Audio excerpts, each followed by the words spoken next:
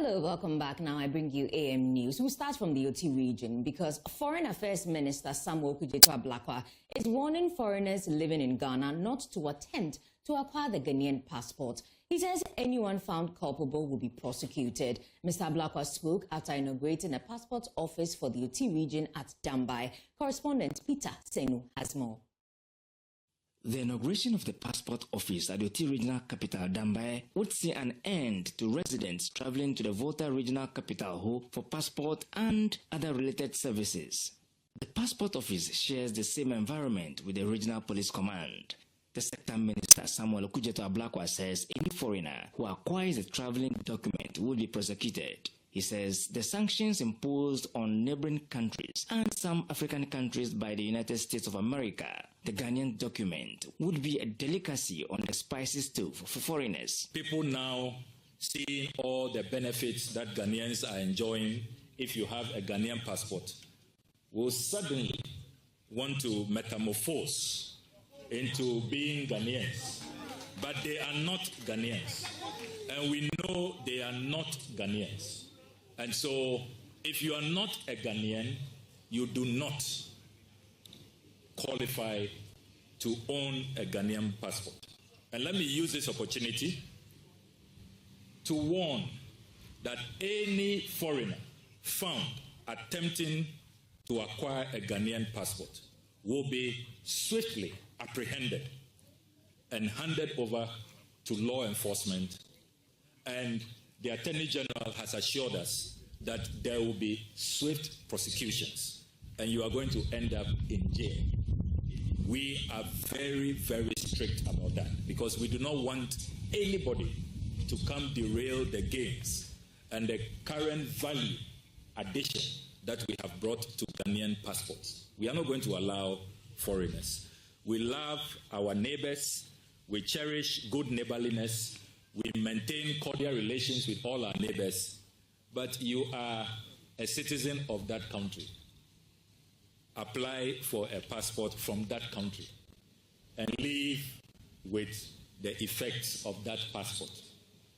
If you want your passport to be as valuable as the Ghanaian passport, tell your leaders to do what Ghana has done.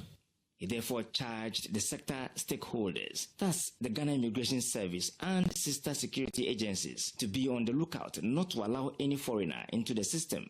With the inauguration of the passport office for the OT region, the OT regional minister John Kwajo wants all regional offices for the region inaugurated and detached from the Volta region to prove the autonomy of the region as not an appendage to the Volta region.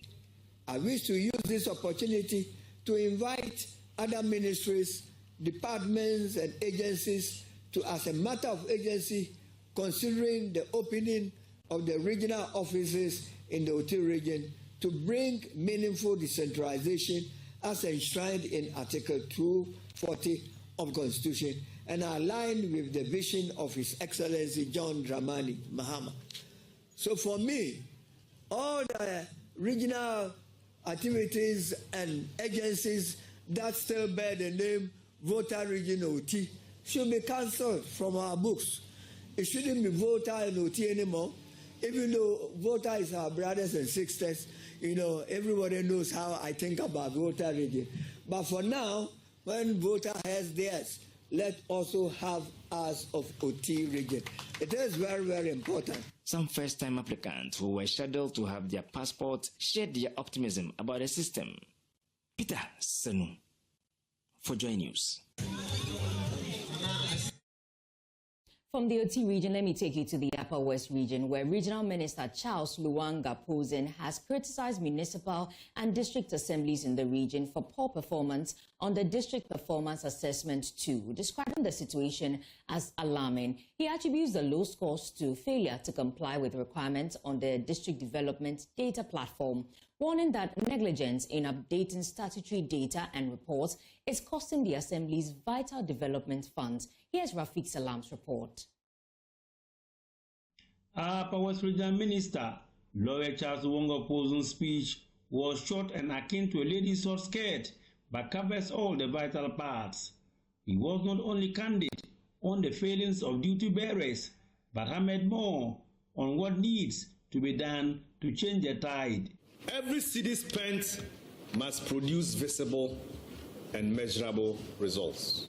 The recent district performance assessment tool, DPAD reports, revealed poor performance of the various municipal and districts in the region, which the minister said should shake them to the core, woke them up from their slumber, and change their attitude to work. Every MMDA in this region performed poorly, and the evidence points clearly to our collective failure to comply with the requirements of the District Development Data Platform. This is alarming, not because the platform is new, but because other MMDAs across the country complied and passed. Our failure, therefore, cannot be blamed on the system. It speaks to something deeper within our own processes, attitudes, and commitment to duty. If the very people we serve were to know that our own negligence, our own refusal to input statutory data, meetings and reports, and mandatory deliveries is the reason we are losing development funds, what would they think of us? Charles Luongo Obeng stated that though the region remains largely peaceful due to the collaboration between the RECSEC, MUSEC, DISEC, traditional rulers, and security agencies, there are growing signs of emerging threats which cannot be ignored. Isolated robbery incidents along major routes, cross-border vulnerabilities, rising youth drug abuse, land and chieftaincy dispute, and the creeping menace of illegal mining. These are indicators requiring proactive intelligence gathering, district-led interventions, stronger community engagement, and unwavering vigilance. We must never wait for crisis before acting. He then zeroed in on progress made on swath of infrastructural development projects, particularly on education, road rehabilitation, irrigation, health, water, electrification, markets, and mechanization. He, however, was not happy with the slow pace of completion of the projects. Delays in project completion, work supervision, incomplete works, and inadequate monitoring remain pressing issues. Poor contractor supervision, limited logistics, and funding constraints have slowed our pace. This must change. Development cannot thrive on excuses. It thrives on discipline, leadership, and accountability. I am directing all assemblies to do the following: strengthen monitoring and supervision, enforce contractor performance standards, submit regular progressive reports every quarter, patronize value for money, and eliminate waste. And 5, ensure strict compliance with procurement laws. This is key. You can do everything, you can deliver the project, but if you breach procurement procedure, even with the edifice, you will go to jail. After a thorough diagnosis of the state of the region, chairman of the Upper West Regional Coordinating Council laid bare forward-looking roadmap for 2026 and beyond. I call upon all of us, political leaders, administrative leaders, traditional authorities, and technical institutions to renew our devotion to the region we serve. Let the coming year be marked by bolder ideas, harder work, stronger collaboration, deeper accountability, innovative development skills, and unwavering commitment to the welfare of the people of Upper West. Reporting for JoyNews, Rafiq Salam. Wow. Now, 55 apprentices from Ekumfi and Mankesim have earned life-changing skills thanks to an initiative by the Obapa Fatima Amwedu Foundation. The project is to promote financial independence and reduce poverty. Founder Obapa Fatima Amwedu notes that the initiative will also empower young women in remote and underserved communities with practical vocational skills to help them become self-reliant and actively contribute to local economic development. Obapa Fatima Amwedu Foundation is on a mission to impact lives and communities through vocational skills. launching the foundation with a graduation ceremony for 55 artisans from its maiden skills training program for apprentices from Ekumfi and Mankasim. Obapa Fatima Mwedu shares that the training is a way of alleviating poverty and promoting entrepreneurship. When we put these girls and then males into training, the hope is that they'll be able to take care of themselves. And I also encourage them that whilst they were trained for free, they should also pick individuals from the community and then train them. I hope that gradually, whilst they train other people, it expands.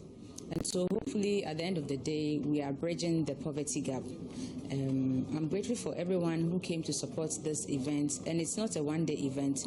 We are not going to be seen or seem to be doing something. We are actually creating impact in the lives of our people. We are not calling our queen mothers or chiefs to come and back us only to pretend to be doing something. No, we are making an impact in the community. And we hope that this will go a long way to make our community great and Ghana at large as well. Kojo Jmfi, the Deputy Central Regional Youth Organizer for the NDC, lauded Obapa for the initiative, highlighting the importance of the training program. I will give a 21-gun salute to Obapa Fati. She's going to impact a lot of lives because right now, these apprenticeships that are graduating today are people going to the various homes. They are going, one, so for their family members, two, so for money, three, they are going out there to also train others. What it means is that she's adding up to a lot of skills and others in the various constituencies and the various districts. There are more room for improvement. She can do more, but I think that government too must do everything humanly possible to at least get her some of the sponsors so that at least when she gets the sponsorship, she can equally expand the scope so that more people will be added and then more expansion will come. So that a lot will be benefited and then we do the program in its right direction. Then Kosohema of Ekumfia Kwansa Kokodo, Nanefua Kunedu, called for the emulation of the initiative. I want to use this opportunity to tell each and everyone, especially we the opinion leaders, to look at what Nana Fatima has done. That, look, a young woman of her kind, taking it upon herself to put as much as 100 people into a trade. Not just all of us getting 100 people. You can take 2, you can take 3, you can help 1. It is all helping. We all need to help everyone. For the Obapa Fatima Mwedu Foundation, the future is handmade. From Mankasim, Abigail Lissel and Kroma reports for Joy News. I'm Sarah, one of the survivors after the Zerg consumed Earth, and now I'm a senior pilot in the Human Federation. Students in Kokwado within the Komende Dina Iguafu Ebrim municipality Central Region are poised to gain hands-on digital skills with the commissioning of a modern ICT center unveiled during the community's Impuntune Korea Festival. Chief of Kokwado, Obodan Oprim Kwansa III, described the facility as a timely intervention to equip the younger generation with essential technological competencies needed in today's digital era. The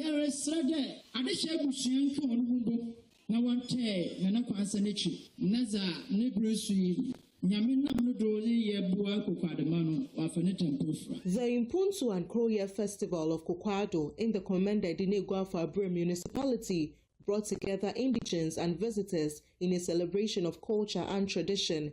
Addressing the Grand Deba, which was on the theme Building an Ultra-Modern Palace, Promoting Peace, Sustaining Our Culture, the chief of Kokwado, Obodan Oprim Kwansa III, made a call to government against political and legal interference in chieftaincy matters. This tradition is very important to me. A wise chief is not distilled.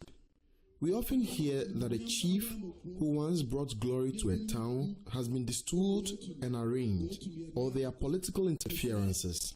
Vice President, I plead with the President and the Vice President that if change is possible, it should happen, because towns and communities belong to chiefs, not politicians. We nurture politicians to reach that level, so they have to accord traditional rulers that respect. He also assured government of the provision of land for infrastructural projects, stressing the traditional area's support for the operation of the Commander Sugar Factory. I also know our president will soon kickstart operations at our Commander Sugar Factory. Once that happens, Ghana and beyond will reap the benefits, and our chiefs will be satisfied. The festival also marked the commissioning of an ICT center for the community, representing the KEA Municipal Education Directorate. The School Improvement and Support Officer for Kisi Circuit, Maxwell Abaka-Mensah, underscored the significance of the new facility. This facility is going to help our children to become what the curriculum says, that is to be digitally literate. So this is going to help them in learning their computing lessons, that is especially the practical aspect, and it is also going to help them when it comes to researching on other lessons, when it comes to integrated science, social studies. So basically, this is going to improve their learning when it comes to the use of technology. Even though it was done by the chief of Kokwado, it is going to help the two communities and children coming from other communities to the school. From Kokwado, Abigail Lesalin-Kroma reports for Joy News. And moving on to other stories, Banda Boase, known as the food basket of the Banda district, has in recent times become a target for criminal activities, particularly along roads leading to and from the community on market days. The situation has been worsened by the inadequate number of police stations across the district. In response, the Member of Parliament for Banda constituency, Ahmed Ibrahim, and the District Assembly have commissioned a new police station with officers' quarters at Boase to strengthen police presence. Precious Semevo has more. As part of his routine engagement with constituents, the Member of Parliament for Banda and Minister for Local Government, Chieftaincy and Religious Affairs, Ahmed Ibrahim, has toured Deema, Boase, Bofie, Wewa and Bawo communities in Banda to acquaint himself with development on the ground. During interactions, he reaffirmed his commitment to closing development gaps in key areas such as education, health, roads, employment, as raised by the chiefs. Addressing an immediate security concern, the MP commissioned the third police station in the Banda district at Boase with 4 residential quarters for officers to enhance the fight against crime. He expressed relief. Because that place is mountainous area. It's a place where it always rains. They have the opportunity of getting the double maximum of the rainfall. So when it comes to food production, that's the food basket of the district. But security was a challenge there. So in 2015, we built a police station there, but we couldn't build the accommodation. Then we lost. It was abandoned by our predecessors. Then when we came back, we decided to go and continue with the decent. But thank God, Mandisi, within 6 months, was able to provide a decent 4-man accommodation for that office for us to go and commission it. So that was a sign of relief for me, and it was a great joy to the people who are there. Banda District Police Commander DSP Peter Wusu said the station would augment security within the enclave and appealed for community cooperation. Within the district, we have only 2 police stations. The one that we have at Banda and that of Dobo, it is making it very difficult for us to control certain crimes. So now that we have the Banda Boase police station, it is going to be very, very instrumental for us in as much as police service is concerned.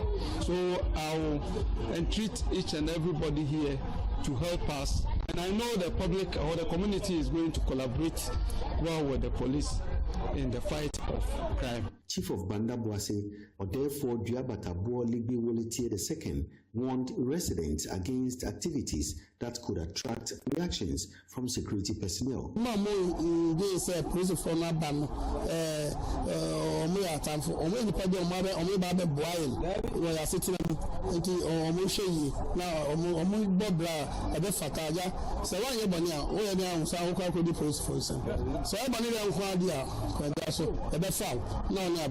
The MP, as part of the festivities, also donated over 1,000 bags of rice for stakeholders in Banda.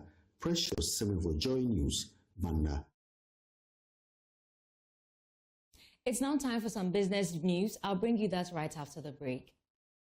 Welcome back. Now, the Institute of Energy Security, IES, is projecting a drop in fuel prices at the pumps following the resumption of operations at the Tema oil refinery toll. Speaking to Joy Business, Senior Research and Policy Analyst Derek Emmanuel said renewed crude processing locally could reduce Ghana's exposure to international oil price fluctuations.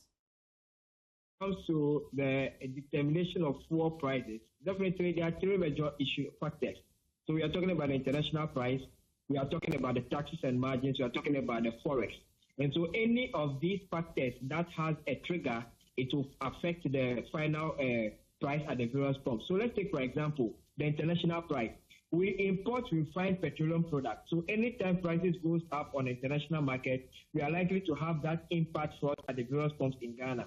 And so if now we are not going to import refined petroleum products, and we are able to refine our own petroleum products in Ghana here, then it means that what happens on the international market will not be felt too much here. So even if on the international market prices are supposed to go up, we are likely not to experience the prices going up at the various pumps.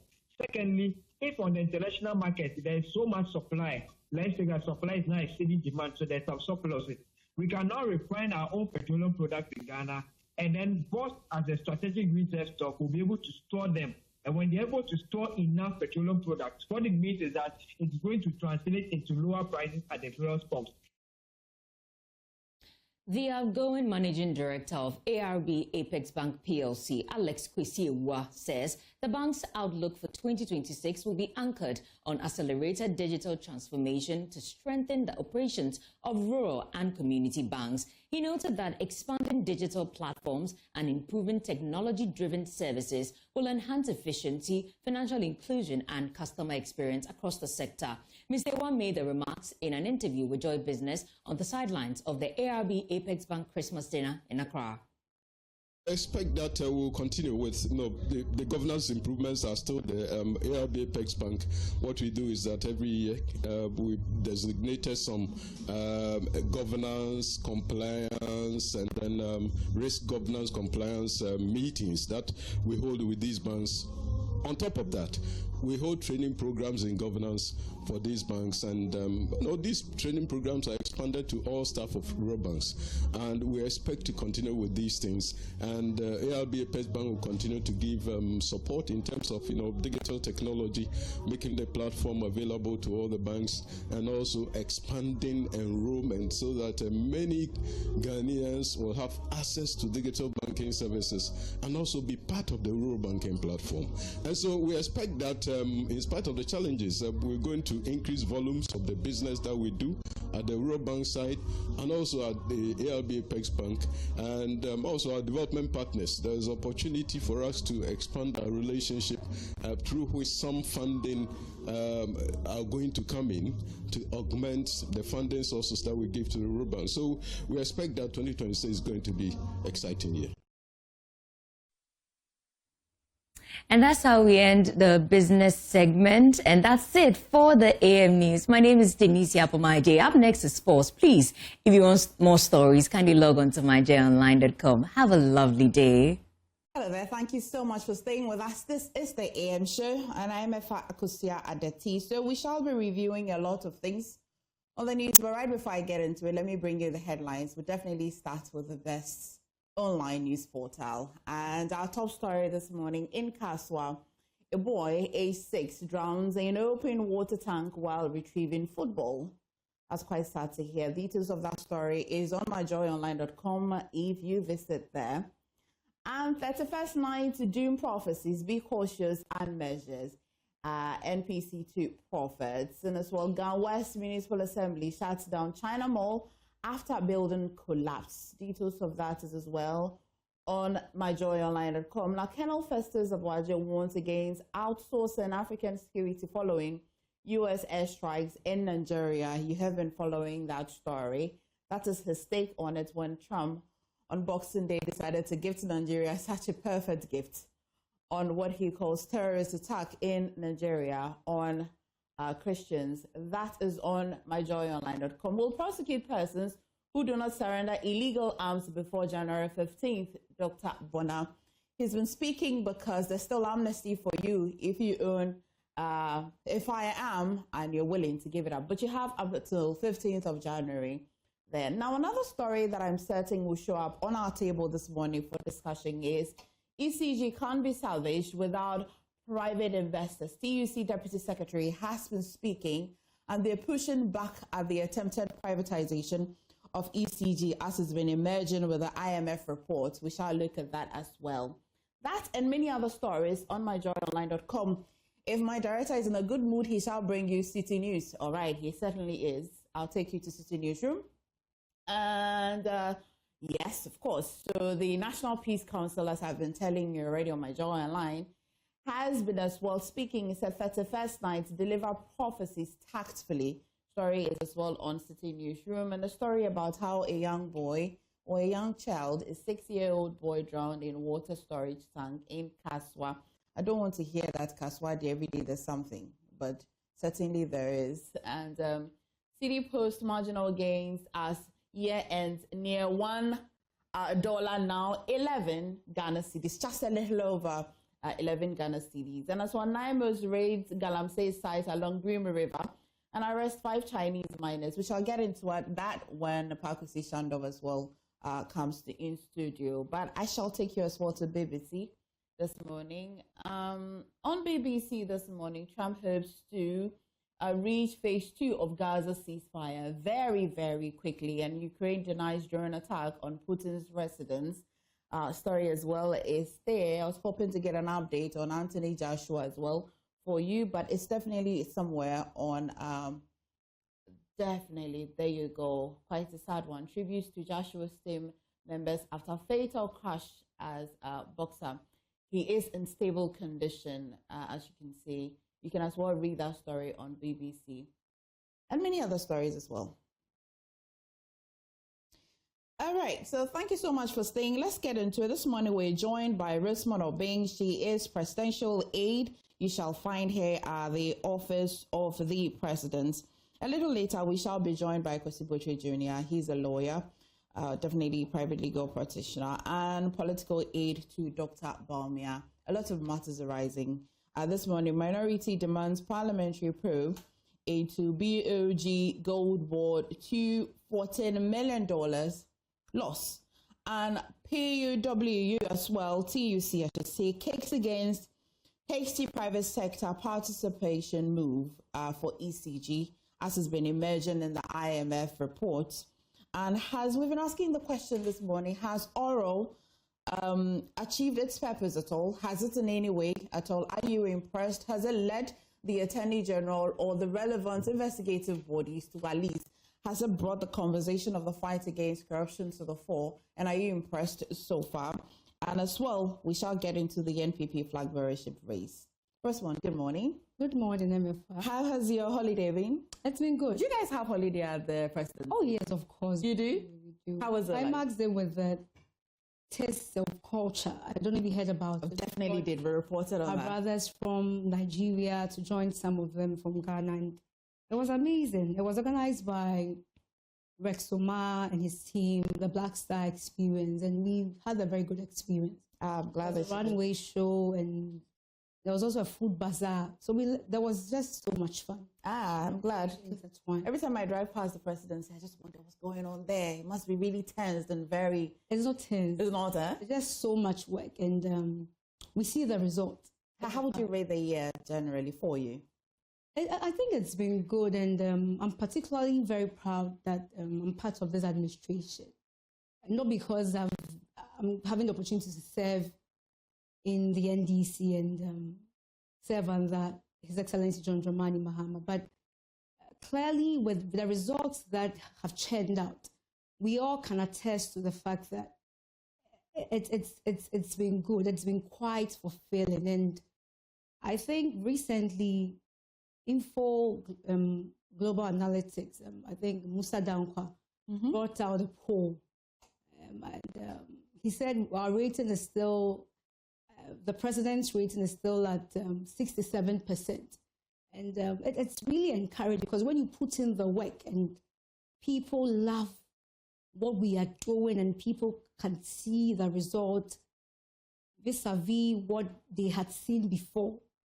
It's a bit of fresh air. And it's even interesting to know that he said about close to 30% of people on the other side, I mean the MPP people, admire the work the NDC and John Dramani Mahama have done so far. Is it not expected that for the first year of a government is some sort of a honeymoon? And especially because the president actually asked for some honeymoon days during his campaign.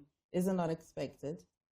There's a level of goodwill you would enjoy, but we have sustained it close to a year now. I don't think we are still in a honeymoon stage. What would you say has been the greatest challenge for this government? I would say that with issues of the oral, people are expected to see people behind bars. We promised them that we are going to ensure that the people who have stolen from us, the people who cared less about the ordinary Ghanaians and looted us, would face justice. And justice it's a process. And so the challenge, I would say, is that we have started the process, but people expect a level of expediency. And I would use this platform to plead with our judiciary that these are special cases. These are unprecedented cases. We've not seen them before. Cases whereby people who were being paid about $5,000 a month could afford over 60 designer bags, could live in a $1 million home, in Chain's home, could live a certain lifestyle that was not there for them before. So people see what has gone on and they want people to face the full rigors, of the law. But we would plead with them that we are on course. Even if not for oral, we would not have found out what had happened. And so oral clearly is being very effective and is focused, and is achieving a purpose. What have we? We've exposed the rot. It's a process. It's a journey. We are going to make sure that the people who have looted will pay back the money and spend some time in jail. Yes. Looking back, Ghana's legal system has always been the way it is, really. The ordinary Ghanaian who actually even stole a plantain is also frustrated with the legal system, right? Would you say that the NDC should have been measured in their promise about seeking justice for alleged corruption and corruption-related cases? Would you say that I should have been think measured? that we did not exaggerate anything. We said things as they are, and the findings we have done, as a matter of fact, it will interest so many people to know that the ones we have uncovered are so little. There are more. So many people, some are already in court, some will be getting verdicts in the months to come. Some are also going to find themselves in the same situation very soon.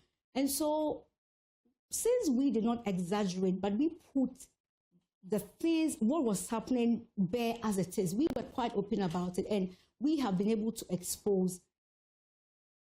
I don't think there's any contradiction whatsoever to say that we exaggerated or we should have been measured.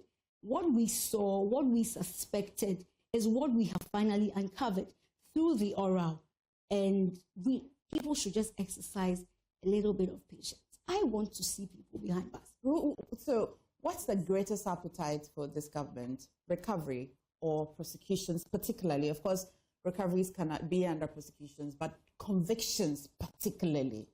Or you want to recover funds? With the style of the Attorney General, he's looking more at conviction, because I recall that his last presser, he said at the Government Accountability Series, that is hosted by Honorable Felix Sukwachi, who is my immediate boss.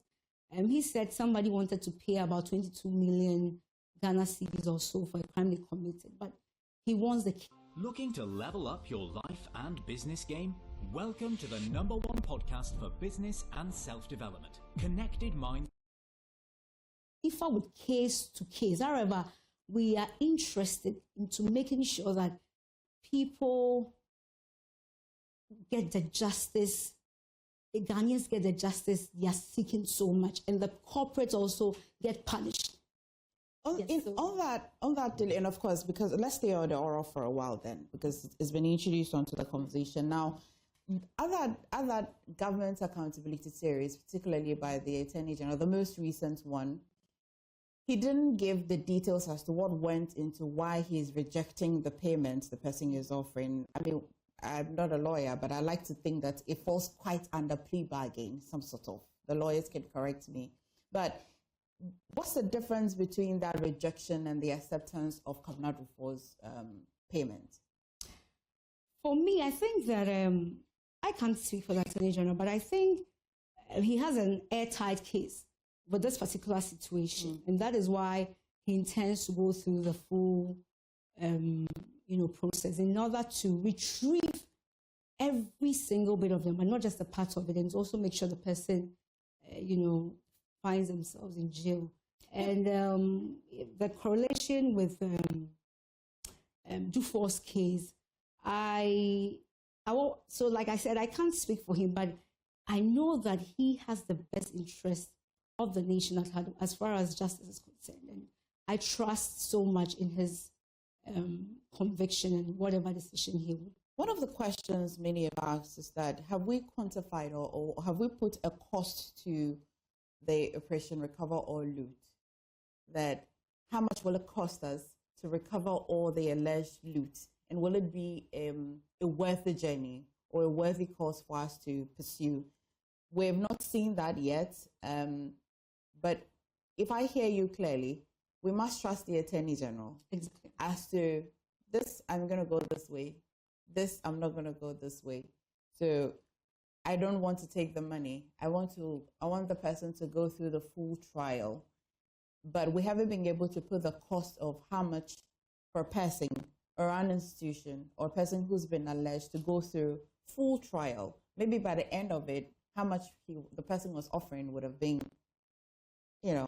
I'm speaking plenty English, but I like to think that. I think what you're saying is a valid concern.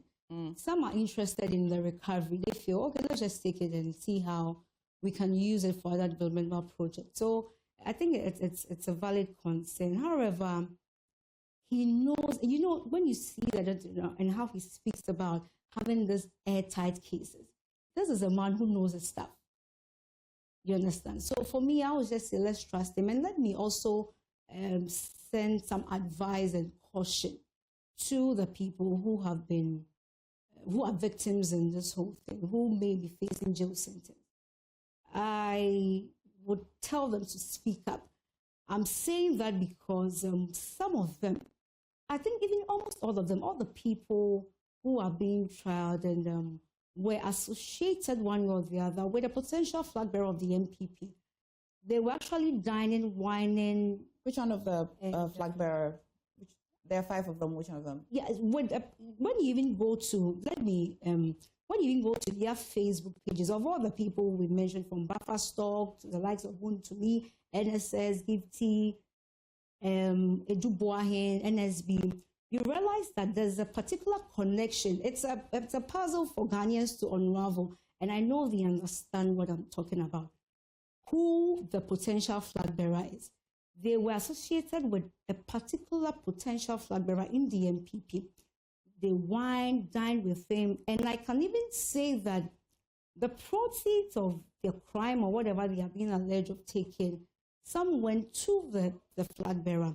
So it's important they speak up, because the person is nurturing an ambition to be president, running around, touring the whole country with monies that are supposed to be retrieved.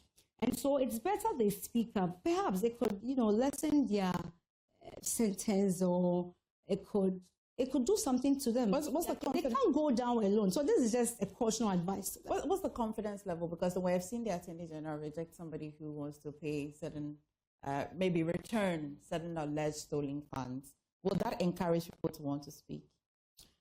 For me, the advice is particularly for the people involved, to whoever they give their monies to. You see, according to him, if I recall it, he said the money he wanted to retrieve or so was more than the 22 million. So what do you mean? Perhaps it had, you go and retrieve it for whoever you gave it to do or nurture their presidential ambition.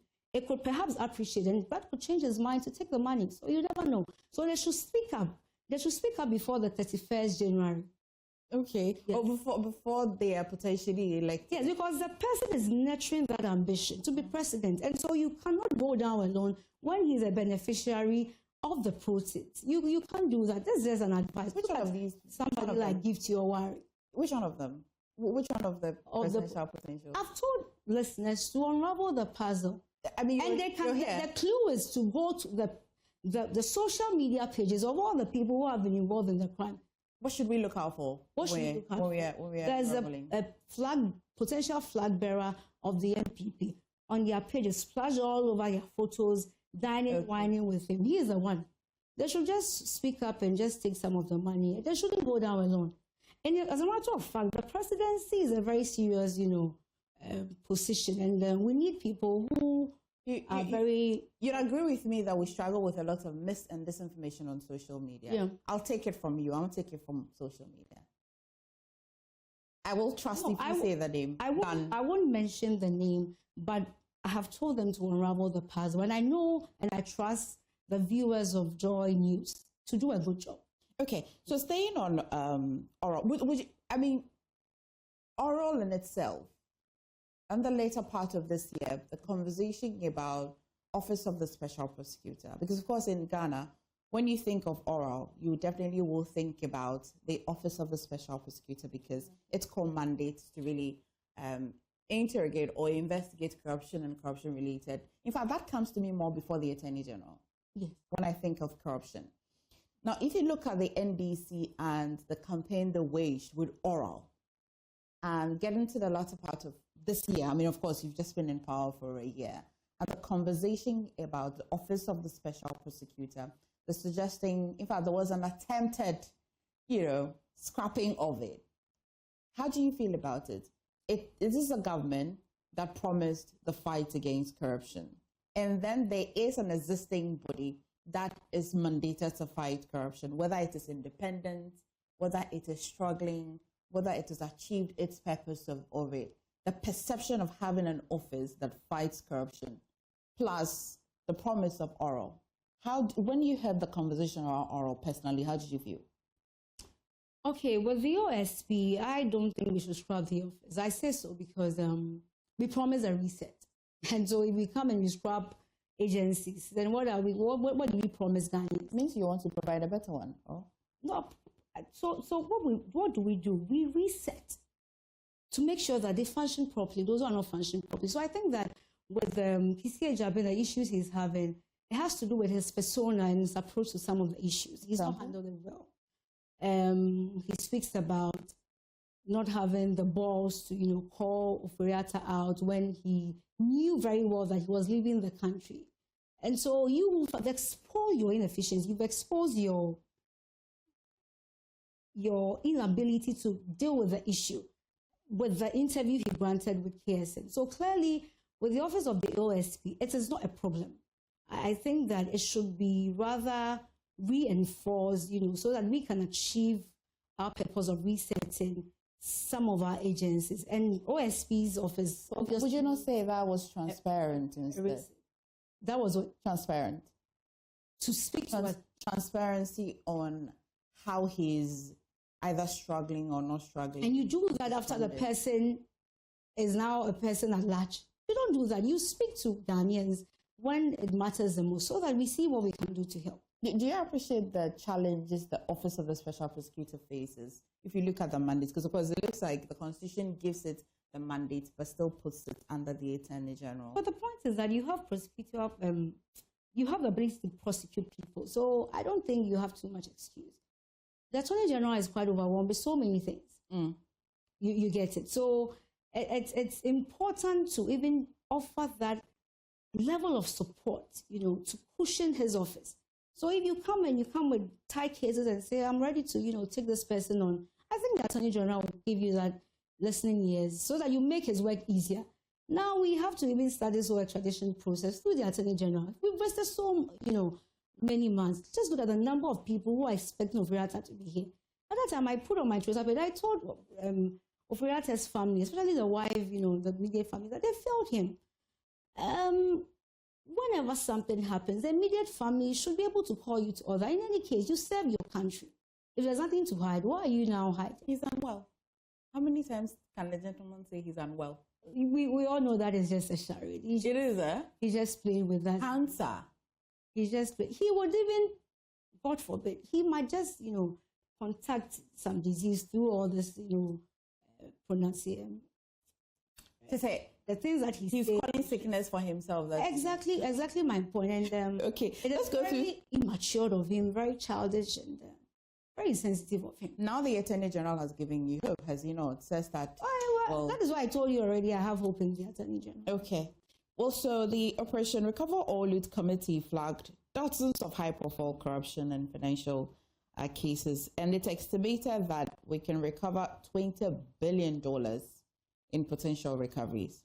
Now, major cases that were highlighted: the National Cathedral project. Let's talk about that. We'll go through it one after the other. But the National Cathedral project, so far? It is the question of, should the president revisit it? Should he leave it?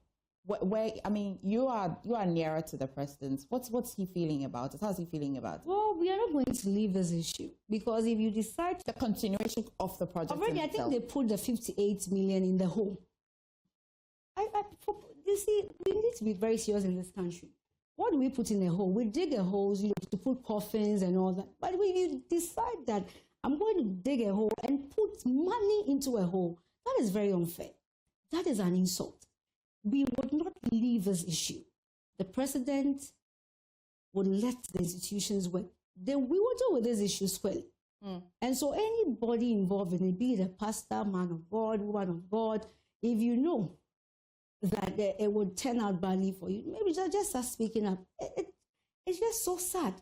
And it is very sad to even think that all these things are happening, and we never heard the minority people doing press conference about the $97 million.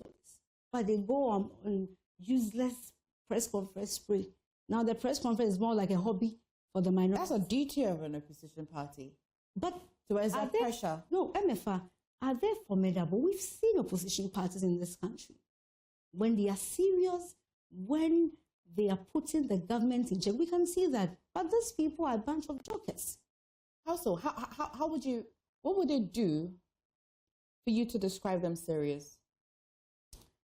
Whenever, for example, the IMF says that we've made losses of $214 billion in the gold board indirected to BOG, because as at now we don't even know where to put that figure, whether it is BOG or gold board. We're waiting for January 5 for Sami Jamfi to address, as far as we can understand. I mean, he's been giving us some prelude to his address, but if the IMF has reported this and the minority is asking for a probe, how does that amount to they not being serious?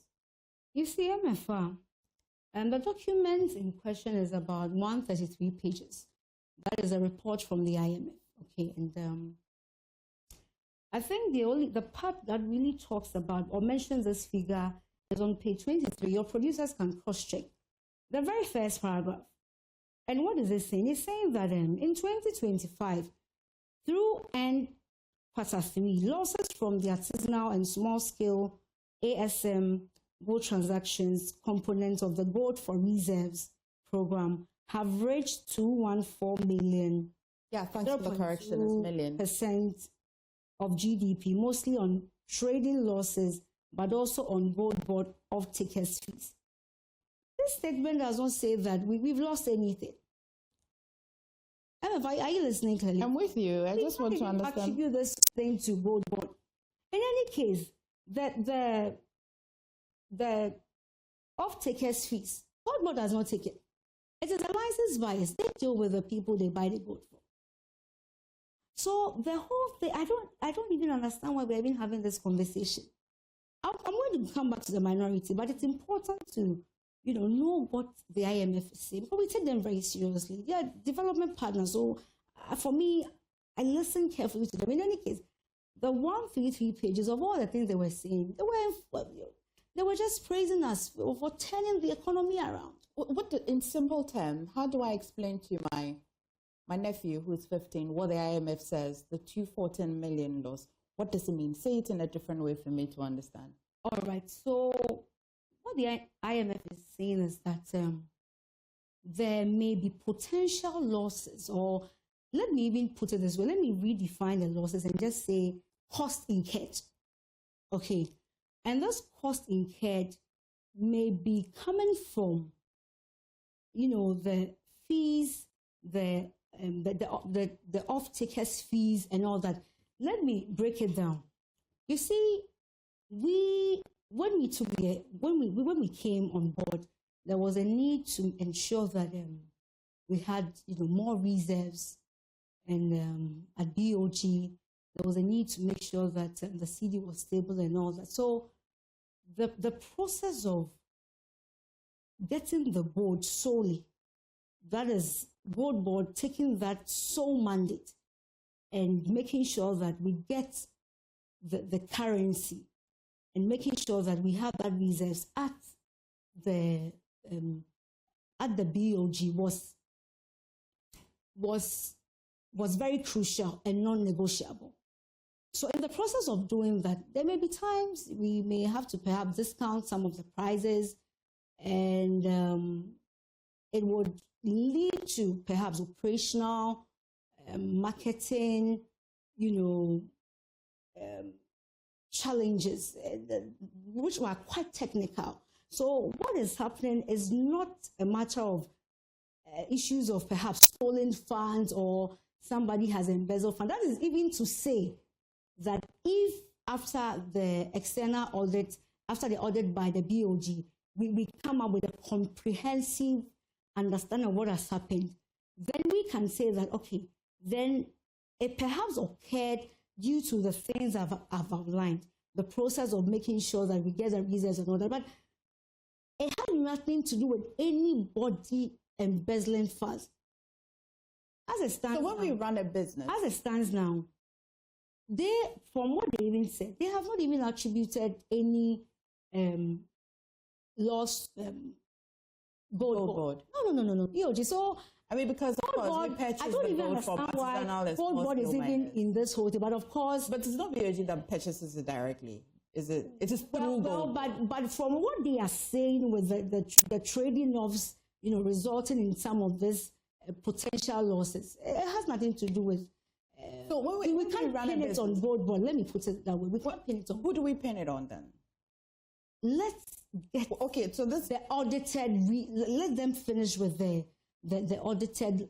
Bank of Ghana issued a statement and said that we are doing some auditing. We are going to come out with it. For me, I feel that we can have a better appreciation of this whole thing after the audited reports. Then we can go side by side with perhaps a comprehensive,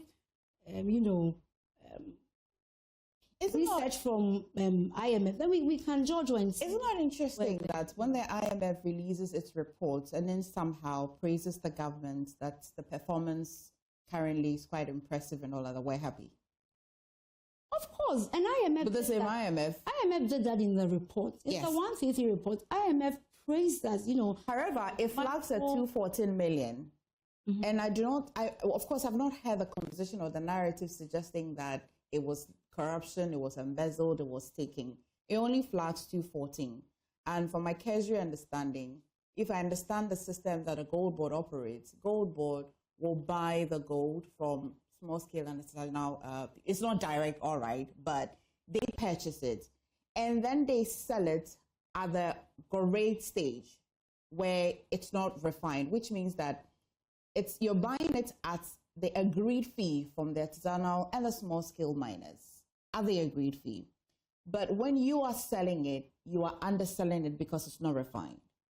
This is before we even put the math together, this is direct, a little bit of loss. MFA, whenever issues of cost-benefit analysis, what have you, in business, there may be some level of inefficiencies.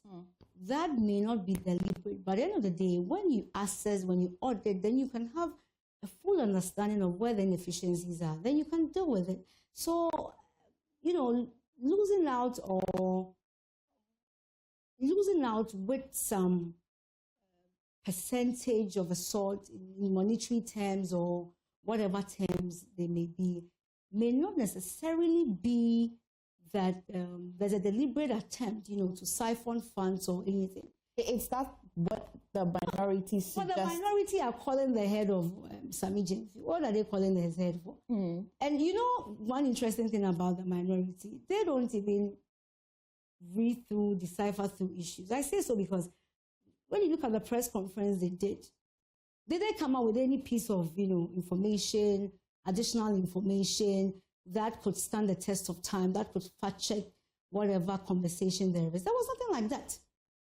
It was just a matter of, we heard something from the IMF. And the IMF, like I already indicated, what I read from the page 23 of the 133 pages, they didn't even say Gold Board has done anything. And so you can see that they even lack comprehension. And so they just got up, decided to do press conference to waste everybody's time. I'll say that comprehension would have been a credible minority if they had come out with something that, okay, we've heard something and we are added on to this information. And we feel that based on this has gone wrong or that. But it was just it was like a fantasy because they've developed that appetite to always be doing press conferences. After their numbers reduced from 137 to, I think, is it 88 or 87? I like to think it's 87. Yes, and I think they get bored quite often.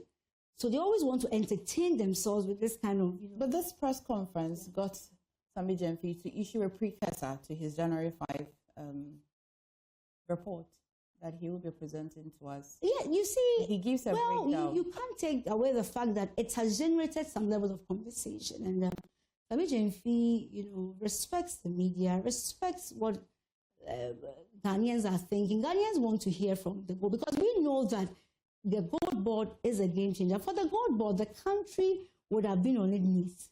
Oh yes, for the Gold Board. So what the Gold Board has turned things around.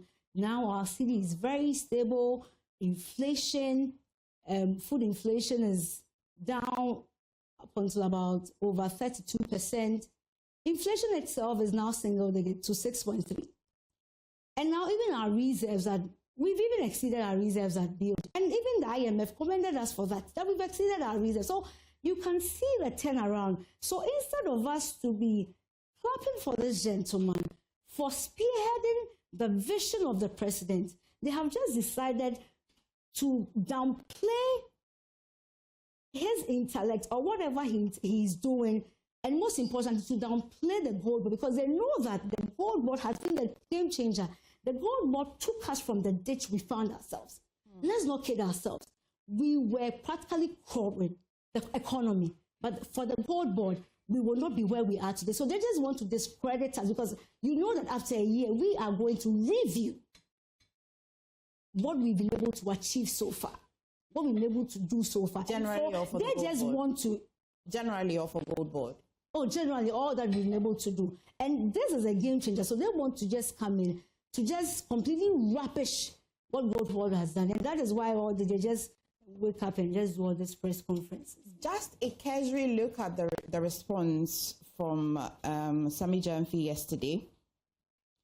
It doesn't seem to want to deny the losses that the potential, or I also heard that one of your members in Parliament who is part of the Economic Committee saying that it is transactional losses. So many terms have emerged since the IMF report. It doesn't seem to want to discredit. However, his response seems to bring to my attention that it is as if the minority who delivered that press conference do not have both the moral and policy right to want to talk about that loss, because what he did was chronicled nearly all the losses that had happened from the time that the Gold for Reserve, the Gold for Oil program had started. And I think he started from 2023. So whilst we wait for the January 5, it looks as though he's not saying that there are no losses, but he is juxtaposing his losses to the previous losses and thinking that if anybody must talk about losses, it shouldn't be the NPP. Ask a question. If it was a CPP calling for a probe, would it make you feel better? Would it make the NDC feel better? MFR, let's even assume they are credible opposition, which we all know they are not. Let's even just assume. I think it's in their right, it's their democratic right to, air their views on issues if they feel, there's something wrong. But we will not even be tempted to even go into the mess they have created.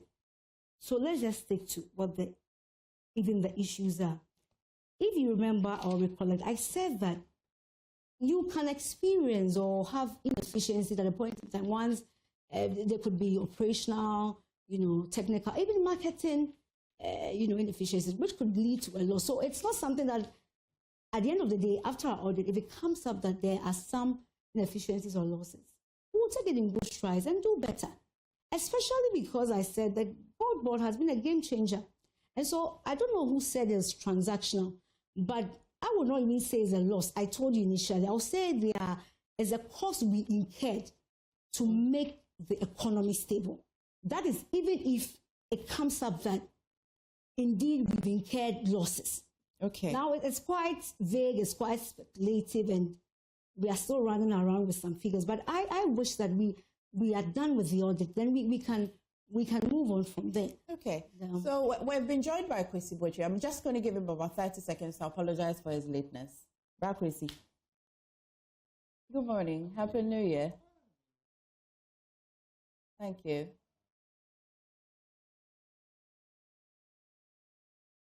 Yes. After Tesano Junction, so the police should rush there. I didn't see any police officer around.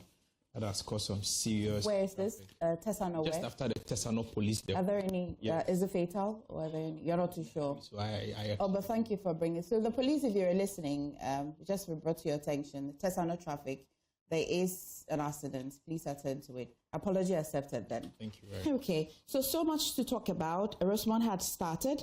But so just yesterday, the minority has been demanding a probe. Right. It looks as though you're calling for the head of Sami JV. I'm not sure what you want that head for. As well, TUT has been kicking against the private sector participation move by the ECG. That requirement seems to have found expression in the IMF report. Oral as well, we've been asking whether it has achieved its purpose. And then, of course, the NPP flag bearership race. How is it looking for all of the candidates? January 31 is just around the corner, just a few weeks. But let us talk about the BOG. We started with oral, but we'll get back to it. But BOG and Gold Board is on the table. What exactly is the minority asking for? Especially if I look at what Sami JV has been saying, he describes it as a precursor to his major press or report, January 5. What exactly? It seems as though the minority doesn't have that moral and political and policy rights to even be demanding, looking at the losses that are recorded 2023, 2024. Thank you very much, MFA. Good morning to you. Good morning to Rosemond. Good morning to our viewers. On my way here, I had the opportunity to listen to Rosemond say a lot of things. But clearly, she has demonstrated a lack of understanding about the real issues. The issues under discussion. She has demonstrated that she doesn't understand the issues under discussion. You see, she referenced the IMF report. The IMF report stated emphatically and clearly, in fact, from what she read herself, that the losses is as a result of trade losses. And so it is very disingenuous for anybody to try to cover up the losses with technical or marketing, reasons. The IMF never stated that the losses were as a result of technical or marketing, operations. The report is very clear that as a result of Gold Board's operation, the state has lost $214 million. Operation is a big term. If you break it down, you would find marketing in there. You'd find no. The IMF was clear that trade losses. Okay. The IMF was very clear that due to the trade losses of the Gold Board. And so, MFA, I do not think that it has anything to do with marketing. All it has to do is with the trading and the operations of the Gold Board. The Gold Board is basically to trade. If you look at the act of the Gold Board, it's basically to buy the gold from small-scale miners and to sell it to the international market. They get the reserves and then take the monies to Bank of Ghana. That's all they do. And so it's as a result of trade losses. Simply. Did we anticipate that Gold Board was going to go into this business without any form of loss at all? You see, sometimes it's not about any form of loss, but it's about the quantum of loss. My dear sister, operating a business in 9 months and incurring a loss of $240 million, it's not a joke. You realize that the general 2025 budget of the gold board in itself was actually $250 million. And in 9 months, they make a loss of $240 million. It is estimated that by the end of 2025, the loss might have skyrocketed to about $300 million, meaning... Are you mindful of the profit and the gains? The loss would have been even more than the budget of gold board itself. And so, MFA, I think that the minority score is justified. The minority has every right to call for an ad hoc and bipartisan committee to interrogate the issues of the IMF and the alarm the IMF has raised. How did we estimate the potential losses if we used $214 million for the first 1 year? Let's just say in 9 months, because it was established a little later this year. And so in the next, say, if they're in power for 4 years, we don't know about the constitutional review, the extension of 1 year, but the 4 years, if it's in power, how did you arrive at the estimate of the potential loss, especially because the gold board says that it will be introducing new measures, example, tracking, which the minority has been raised and says that they're unable to track the gold, it is illegal gold and all of that. If gold board seems to implement all of these measures, how would this potential loss then arrive? For now, they haven't implemented those measures. Until they implement those measures for us to examine and critically analyze those measures, we cannot speak to those measures. Are you mindful of the gains of the gold board? They are currently hypothetical measures, and this is not quite hypothetical. No, they haven't. Potential loss as well. Come again? Is this your potential loss estimation? Is it not hypothetical? No, it's not hypothetical. This is a report from the IMF. You have it for just this year. This is factual. This is a report. The 214 is absolutely. The 214 is factual this year. And the IMF is projecting that if care is not taken, if proper measures are not put in place, they are going to incur a loss of $300 million. All I'm saying is that, and if you clearly listen to the minority is only saying that let's sit around the table, let's interrogate the issues, let's analyze why the 214 losses, so that we prevent future, occurrences. That is basically the case or the point of the minority. But I heard my sister describe the minority press conference as useless. I think that sometimes when we get opportunity to speak to the Ghanaian people, we should be very measured, and let's also be very careful not to over exaggerate our understanding about issues, and also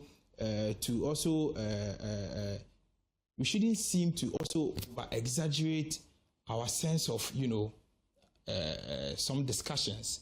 Calling a whole minority press conference useless, I think, is unfortunate.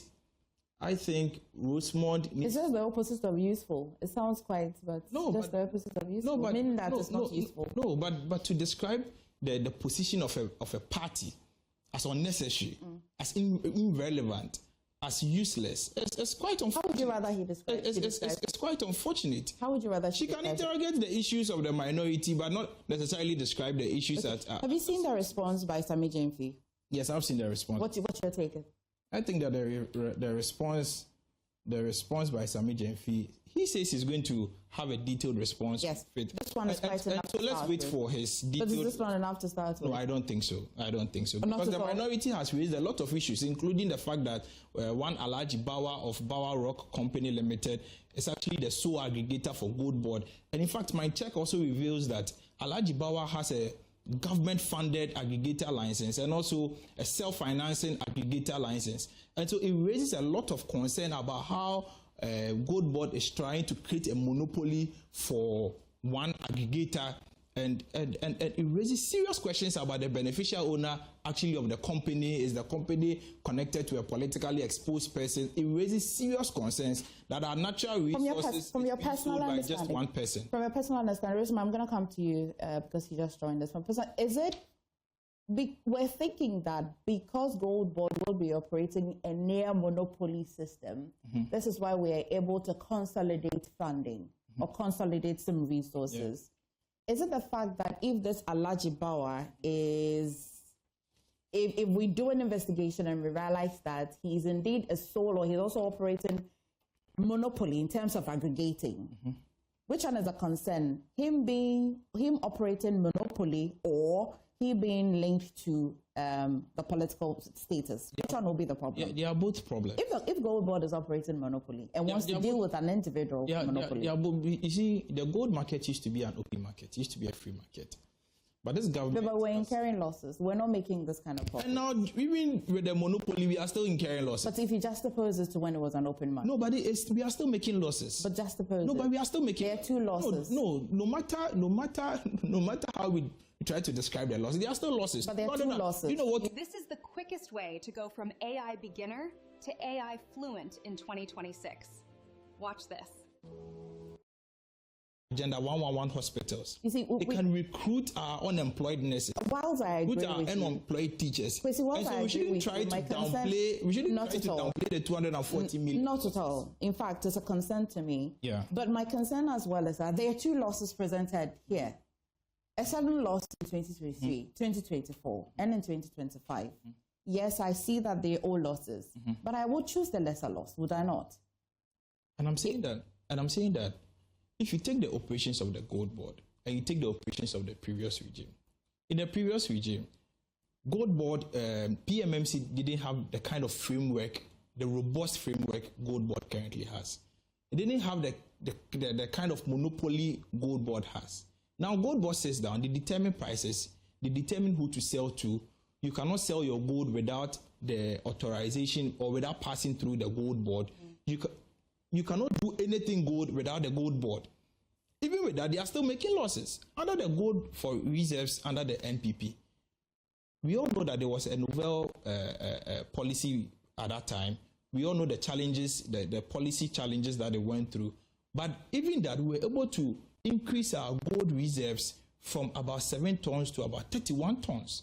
At a loss of, are you aware that despite the operations of the Gold Board and despite the fact that the whole scheme has been turned into a monopoly, our gold reserves have only increased from 31 tons to 37 tons.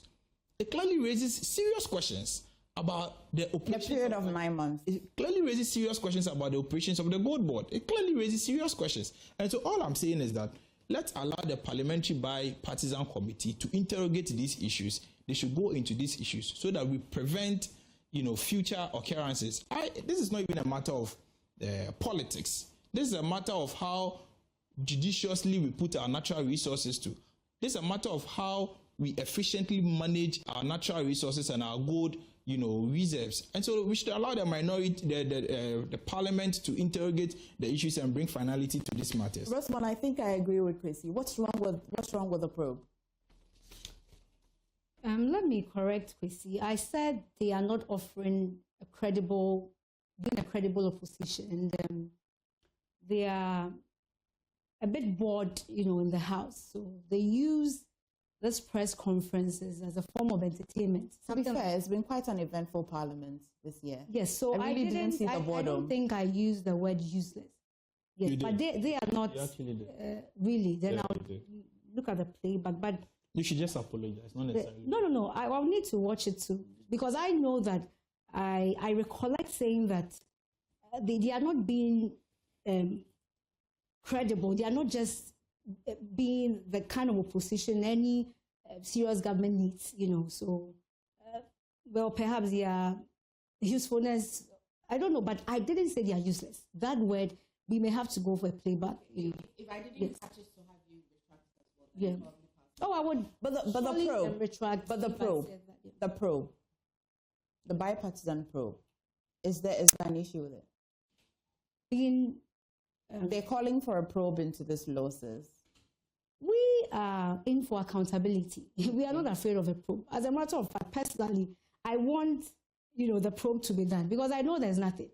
Okay. We are not hiding anything. Okay. Let's still stay with the IMF. But we are in for the probe. So TUC is kicking against the potential privatization of ECG because it says that it looks like it is ECG is making some positive strides at all. What's really the story?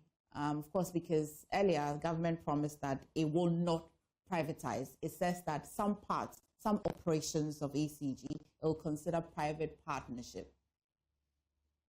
I don't understand what the IMF said, and I don't understand why TUC is kicking against it. Is the government lesson privatizing ECG? I'll take it from you. Yes. Okay, so we all know the challenges that ECG faces, issues of inefficiency, issues of inability to pay their workers. The issues are on and on and on. Issues of illegal meters. The issues with ECG are endless.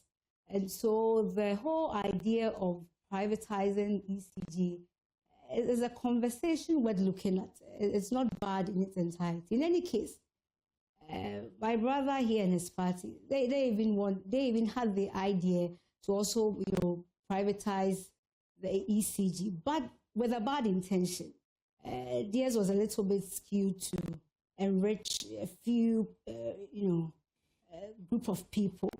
And so that was perhaps what even gave that distaste for privatization. So the people who are calling for the kind of pause, or we're not hastening the whole process of privatization, perhaps are saying that out of fear.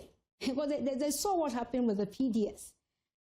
But I would encourage them that our government is a very transparent government. We all know that we are very open to issues, and we always seek ideas. We always jaw and talk with stakeholders, the people who matter, the people who have views about an issue. So indeed, government is nesting the idea to privatize it. No, the point is that the issue of privatizing ECG is something that I already said. It's worth looking at, and I don't think it's bad in its entirety. But there's a fear because of what has happened before in the past. And so if TUC is saying that, no, don't hasten, nobody's going to hasten anything, because in any case, if that conversation progresses and if it has to take place, most definitely, we are going to do it in full consultation of everybody who matters. And so if that time comes, it is going to be more of a collaborative, effort towards ECG. And there's no way whatsoever that we are going to, in any way, say that, well, we want to privatize ECG, but just one company should come and bid for something. No. Even if that time comes, it's going to be open. Are you following? I'm with you. Exactly. And so it's not something we shied away from. Even after we won the election, the president, met with them. I think, I'm trying to, is it WH? No, there's a group he even met. I'm trying to recollect. They were having discussions. Okay. He came up and he said, it's something that we could consider. Okay. However, the fear with the TUC, the fear they have expressed is something that we are going to listen to them. Even if we have to do it, it's not going to be hastened. Did the NDC kick against PDS?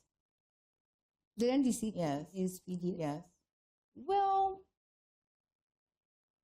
let's just look at the end game. What happened with PDS at the end of the day?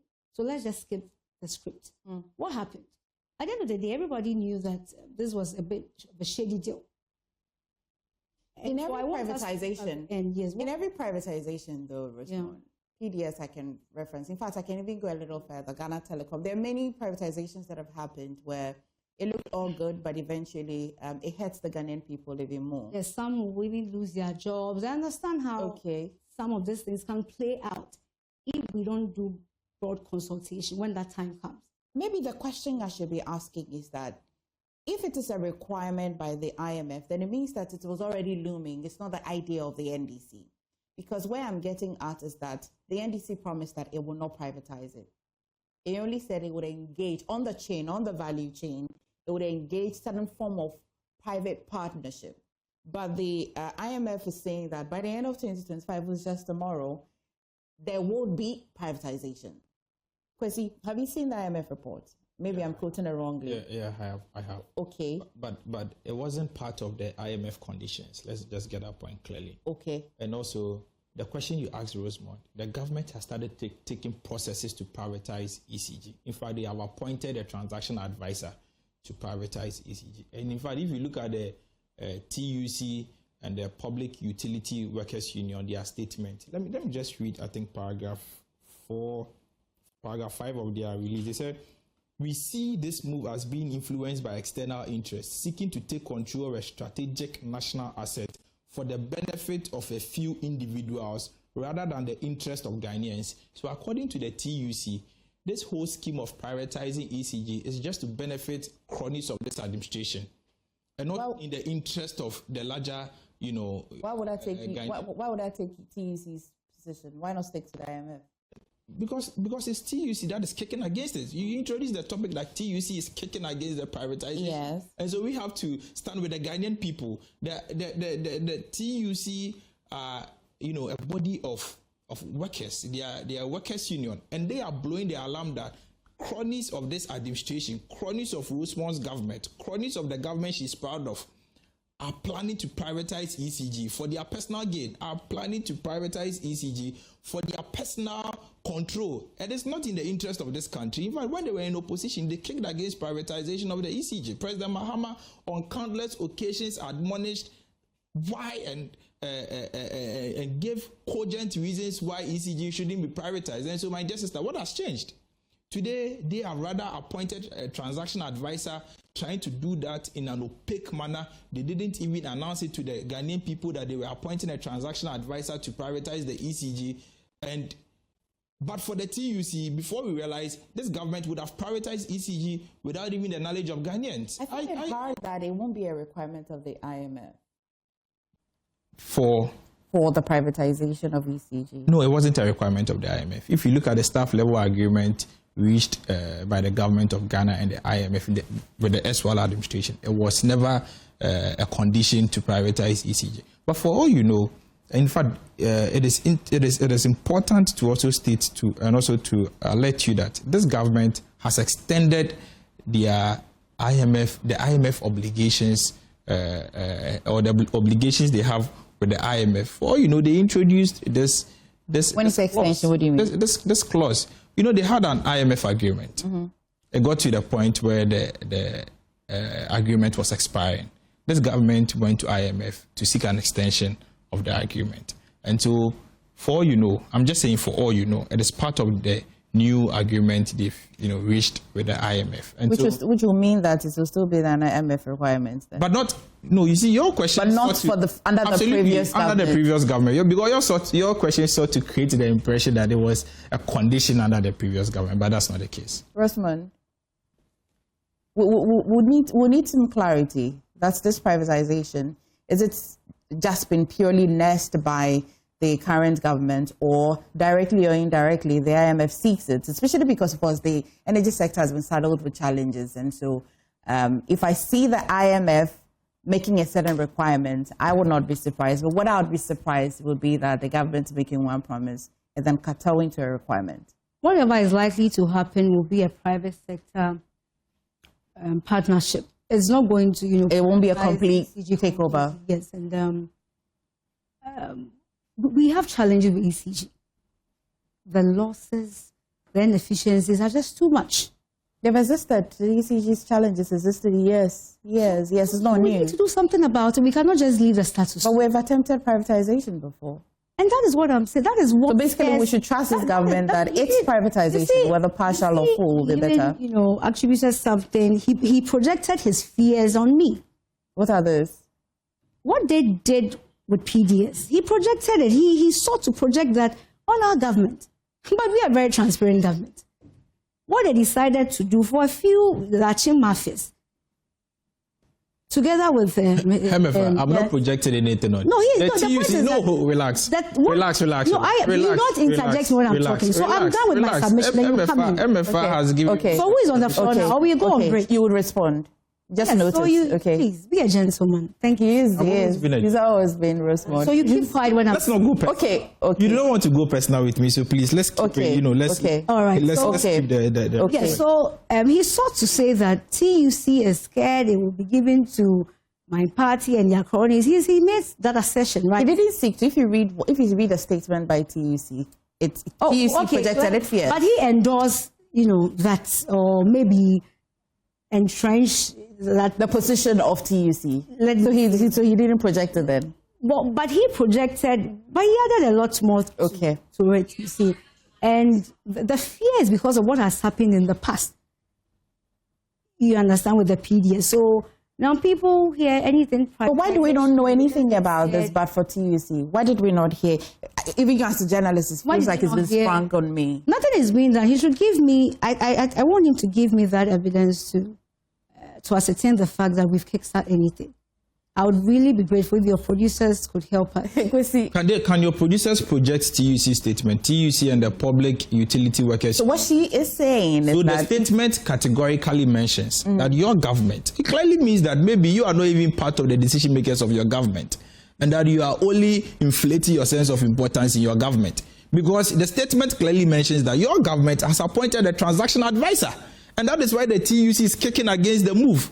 So if you sit here to ask me, if you sit here to ask me to provide my evidence, clearly it means you haven't even read the TUC statement, and you are supposed to be here to be representing the government. The government that has appointed a transaction advisor to privatize ECG, and you ask me to provide them. I am not under any obligation to provide any evidence. So I like to think that she says that there hasn't been any. About the TUC, have you read the TUC statement? They should project the TUC statement for her to read it. Well, maybe she hasn't read the TUC statement. In fact, I am even back to the IMF. I have just quoted the TUC statement. I am back to what even the IMF says. Right. Right. If TUC statement is in dispute. Right. The TUC statement is not supposed to be in dispute. Here on this table, it is. No, it shouldn't be in dispute. But of course, it shouldn't be. Your producer somebody. No, your producer should do as honest to project the statement. As for the statement, I have it right here. Absolutely, you can read the statement. And I am saying that. So it is not in dispute that this government has appointed a transaction advisor. I am not the one saying it. It is the TUC saying it. So if she doesn't know, it means she is not on top of the issues relating to this government. I mean, because I'm not the one saying it. I am not the one making. To be on top of every issue. No, she's supposed to be on top of the issues because she's here to represent the government. And so if the TUC is red flagging, a transaction that her government is undertaking, she's supposed to know and not to come here to ask me to provide my evidence. Am I the transaction advisor for I'm just going to put the statements up now and we'll read it together. We'll arrive at a conclusion. Let's have the statements shortly. I'll put it up there. But what even gives flesh to that statement, Rosemond, and which I'm concerned about is that but for the IMF report, which actually is where the TUC is taking its distress statement from, that there is some sort of privatization. In fact, now I don't know whether to say it's private-government partnership or it's privatization. It's a partnership. It's a partnership. On which level? For ECG, on the value chain, which level will we likely to be seeing this partnership? Is it at the revenue collection level? Is it at what point? At what the metering level? At what points are we? And reason why I'm also quite unsettled is the fact that but for the TUC, but for the IMF, we have not seen any official indication from the government. This is my concern. Okay, so maybe before I speak to your question, and he has sought to just attack me, my personality and my persona. And when he came here, he said, "Please don't attack you." I haven't attacked. No, because I'd let her land first. Because if I want to attack you, I'll go frontal. But I haven't attacked it. I haven't. Stay calm. I want to hear her first. She must make her case before we arrive at what I can attack. No, but you haven't even heard her say anything yet. Because he clearly said, "Please don't attack me." I haven't said you shouldn't please attack me. He said at a point but I haven't attacked you. I was about to say something. He just interjected. "Oh, please don't attack," because I put him to order. He won't interject again. Because he don't interject again. You understand? And now he just sought to attack my persona. Tell me that I'm ignorant. And what makes you think you're intelligent? Okay. So he said that. So I didn't want to interject. So I wanted you to quickly come in. That you cannot call a lady ignorant. I'm not sure I heard ignorance. He said that. Okay. I think you missed that. But I didn't want to, mess up. Because I'm a lady, I didn't want to, mess up the whole show. So Kwesi Kwesi, if you said she's ignorant. Do I have the right to respond? Do I have the right to respond? Please respond, and I'm going to go to the statement shortly. But I haven't said she's ignorant. And if I want to tell her she's ignorant, I'll tell her to her face that she's ignorant. But in fact, now that she has drawn my attention to the point, she's ignorant of the Public Utility Workers Union statement. She's ignorant of the fact that her government has appointed a transaction advisor to facilitate and to advise on the privatization or the private, the private sector participation of ECG. Let me ask. So she's ignorant of that fact. Let me ask a question. And I'm not scared to tell her to the face that she's ignorant of the fact. Before we read the statement, right. Let me ask the question. Are you concerned about the source of TUC's information? No, I am not concerned. You're not. You stick to the TUC statement. I do not have any basis to doubt TUC. Okay. Yes. So if you haven't seen the statement, Rosemond, I'll come to you. And of course, when Kwesi says ignorance, I doubt it's just a personal statement. It says that you don't have the particular information. In fact, MFA, interestingly, she actually went ahead to actually ask what makes me think I am ignorant. These are two different issues. You should let us. No, I'll let it slide anyway. I'll let it slide. I'll let it slide. Right. But if you call me, what makes you think you're intelligent? That's why I asked him. That was the question I'll let it slide. Okay, we'll answer that question. But that question is not allowed to be. Okay, let's go. Public Utility Workers Union of TUC Ghana. I'm going to have to be... Okay, so the attention of Public Utility Workers Union of TUC has been drawn to media reports of government's intention to appoint a transaction advisor for the transition of Please take it again. Please take it again. Take it again. Take the first part. Are you distracted? No, I didn't hear what you said. Stay calm. Okay. Take it again. The attention of Public Utility Workers Union of TUC Ghana has been drawn to media reports of government intention to appoint a transaction advisor for the transition of the Electricity Company of Ghana into private sector participation before Christmas. Now, this announcement came despite the ongoing turnaround program agreed by the Ministry of Energy, and it's being run jointly with Management of Workers of ECG led by PUWU-TUC. This program was the outcome of constructive engagement with the Minister of Energy and aimed at reviving ECG through internal reforms rather than privatization. This came on the backdrop of the Minister's assurance of non-interference in the activities of the power distributor. Clear deliverables tabled at the meeting as the roadmap were accepted for implementation, which we are religiously following. It comes as a surprise, such an announcement of the appointment of transactional advisor. We hereby wish to express our strong opposition to the move for the appointment of a transaction advisor as announced by the Minister for Energy. You're a lawyer. I want to understand who a transaction advisor is when we come back to you. Over the past 5 months, ECG workers have demonstrated an exceptional level of commitment, discipline, and dedication to the turnaround agenda. As a result of these collective efforts, 1, revenue collection has significantly improved. They didn't give me data to that, Kwesi. Secondly, they also say that system losses have been drastically reduced. I don't have data to that as well. Power supply has been stabilized for the benefit of Ghanaians. I can't say that for my area, actually. And these record gains have been acknowledged by high-profile government officials, including the Honorable Minister for Finance, Dr. Kasia Lutufosin, during the presentation of the 2026 budgets, November 13, 2025. The Majority Leader, Honorable Mahama, on 27 November, on the floor of Parliament, and the Honorable Minister for Energy and Green Transition. Okay, so they have actually provided sources as well. It's quite a lengthy one, but I like to think the area of focus has been brought to you. Absolutely, absolutely. So now we know for a fact that this government has appointed a transactional. In fact, this statement was released on 23rd December. Yeah. So to bring the conversation home, what is a transactional advisor? So you want to come in? Okay. Go back to the statement, please. Please draw it. Okay, great. First paragraph? The first paragraph. My job as a news anchor is coming to play this morning. Okay. The attention of a Public Utility Workers Union of TUC Ghana has been drawn to media reports of government intention to appoint... Oh, hold on. Government intention. Okay. So it hasn't been appointed when you yet. say somebody has been appointed, are you not lying? Okay, Kwesi. Intention. The statement clearly makes the point that this government is doing everything in secrecy. And the statement is blowing the alarm that the government is undertaking steps to appoint a transaction advisor. And this statement was on 23rd December. And please conclude the statement. The statement says the government plans to appoint before Christmas. So we have to then go to Rosemond and ask, have there been which season are we in now? He said that we have appointed a transactional advisor. Relax. I'm very relaxed. The statement was issued on 23rd December. Yes.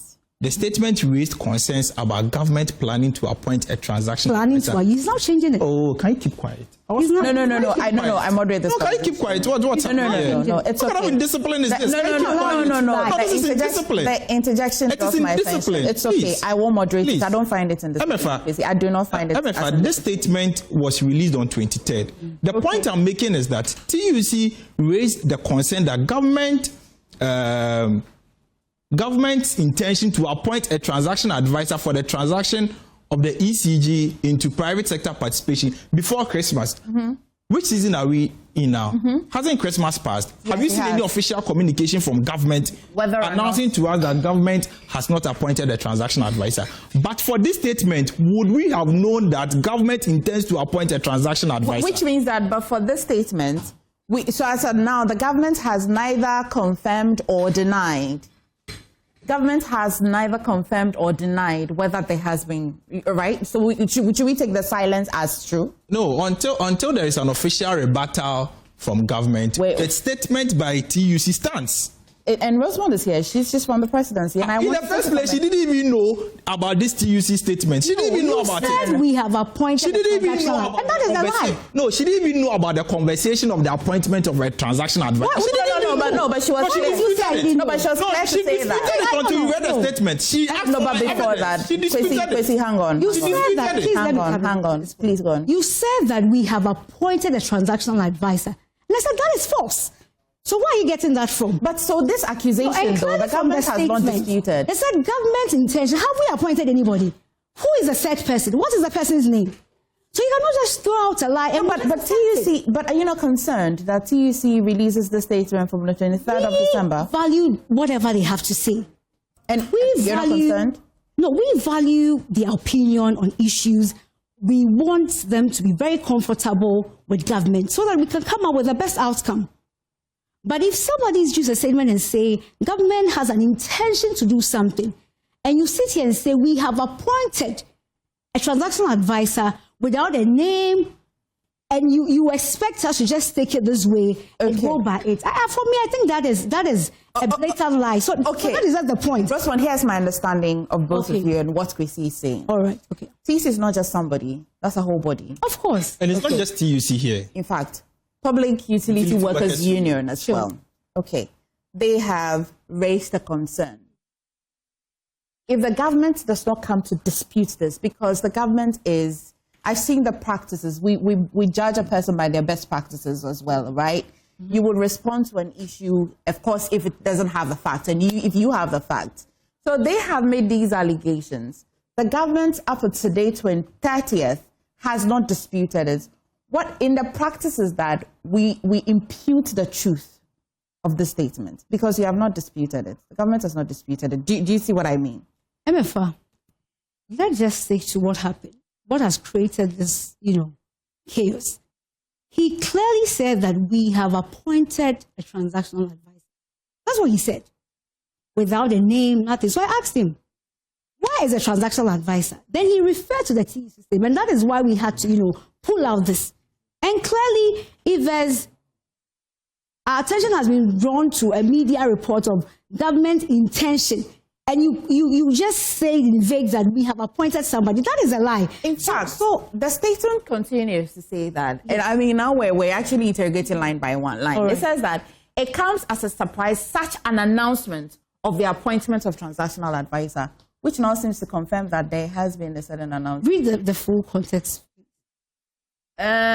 Clear deliverables tabled at the meeting as the roadmap were accepted for implementation, which we are religiously following. It comes as a surprise, such an announcement of the appointment, there's no but transactional advisor, which suggests that there is. Maybe we don't have the name yet. You see, because of course... No, we haven't appointed... You have not? No, okay. let's... What should we do with this statement, Rosemond? An introduction of, a letter is very important. That there's an intention. So they want government to look at their contents. That's what they are trying to say. The introduction, the body, and the conclusion are the same for me. But what should we do with the statement by the Public Utility Workers Union? So there's a need for broader stakeholder consultation. We're going to do that. We're not going to run away from it. We've always been very transparent. And so my issue, and the fact that, let me also say this, I didn't talk about TUC statement. Does not mean I'm not aware about what TUC, the letter they've issued. I think that is very unfair to me for him to have said that. Because you are telling me we've appointed a transactional advisor. So I need a name. I need some further details. And so I was expecting him to refer me to something other than this letter. I get in the point. To suggest that this is the name of the said person. And so we have progressed, the conversation. But now we read the letter, you refer me to TUC. So for you to tell me that I'm very ignorant about this TUC statement, I think that is... I want closure. Very disrespectful, and that is very, very unfair to me. But I don't expect him to apologize. MFA. I want closure on this particular matter. Please, he tells me not to interject when he's talking. So please just allow me to finish. Kwesi, Rosemond, yes. I want closure on this statement. From as of now, right? At 12 o'clock, I want to update my audience. I want to know what to do with the statement. It's subject to consultation. And so you're going to hear from us. Okay. Thank you. Kwesi? She makes the point that I was supposed to give a name of the transaction advisor. In the first place, she was disputing the existence of, a certain kind of move to appoint a transaction advisor. This statement has exposed your thoughts. Now you are expecting me to give a name. Have I ever carried myself as a presidential aide to know what happens in the Jubilee House? And to know the kind of advice the energy minister gives to the president? And to know the kind of consultations that is going on at the Jubilee House? You go around singing the Hallelujah chorus and carrying yourself everywhere as a president. She doesn't sing Hallelujah. She's a presidential aide. She doesn't sing Hallelujah. Hallelujah is sung in churches in the bedroom. No, I'm saying that she's going around singing the Hallelujah chorus, that she's a presidential. I understand what you mean, but I want you to use the appropriate words. She is. She's not. She is. So if she's a presidential aide, then she has to know who the transaction advisor is, not me. So you're asking Am I part of the decision makers? So we're asking. So she says that it's subject to. He who alleges must prove. We are not in the court of law. No, you said that we have already appointed. Stop misapplying legal propositions. No, you said that we've already appointed the person. Alleges what? TUC has made a claim. You said that he's already appointed the person. So I want us to stick to that. TUC is making a categorical point. You said that you already appointed the person. You do not know. So why are you running away from the person's name? So provide a name if you said we've appointed somebody. Simple. Right now, though. Provide a name. Am I the one who appointed the person? But you're the one who started to say right now. Are you not the one who is always proud of this government? I am. I'm interested in the performance of oral. Interested. Rosemond had started with oral before you came in. I'm interested in oral. I get that. Let's end. You gave me closure. You said subject to. So we're good. The point is that, you see, let's go to oral. Very well. On my way here, I heard her make some unfounded allegations about a certain flag bearer, one of the potential flag bearers, took monies or enjoyed gift your wives proceeds. That's the exact. No. What did she say? Kindly help me. Well, Rosemond is here, but what my ear caught is that persons who are being investigated should encourage them to speak up because they're close to one of the potential flag bearers, and that if they're going to go down, they're not going to go down alone. This is the crux of what she's saying. My point is very simple here. If she's unwilling to mention the name of the I demanded. Then you heard that I did. That statement. Because you cannot come and sit here, cast unnecessary insinuations, and label people. Are you aware it is even a criminal offense if you enjoy from the proceeds of crime? Of course I do. It's a criminal offense. And that's what she's saying. And so you cannot sit here to impugn criminality on one of MPP's potential flag bearers or flag bearer aspirants and go scot-free. If you do not have the audacity and the temerity to mention the name of the person, you should retract that statement. We don't take audacity as a very difficult court, so she will go scot-free with that. No, but she's making an insinuation that somebody enjoyed the proceeds of crime.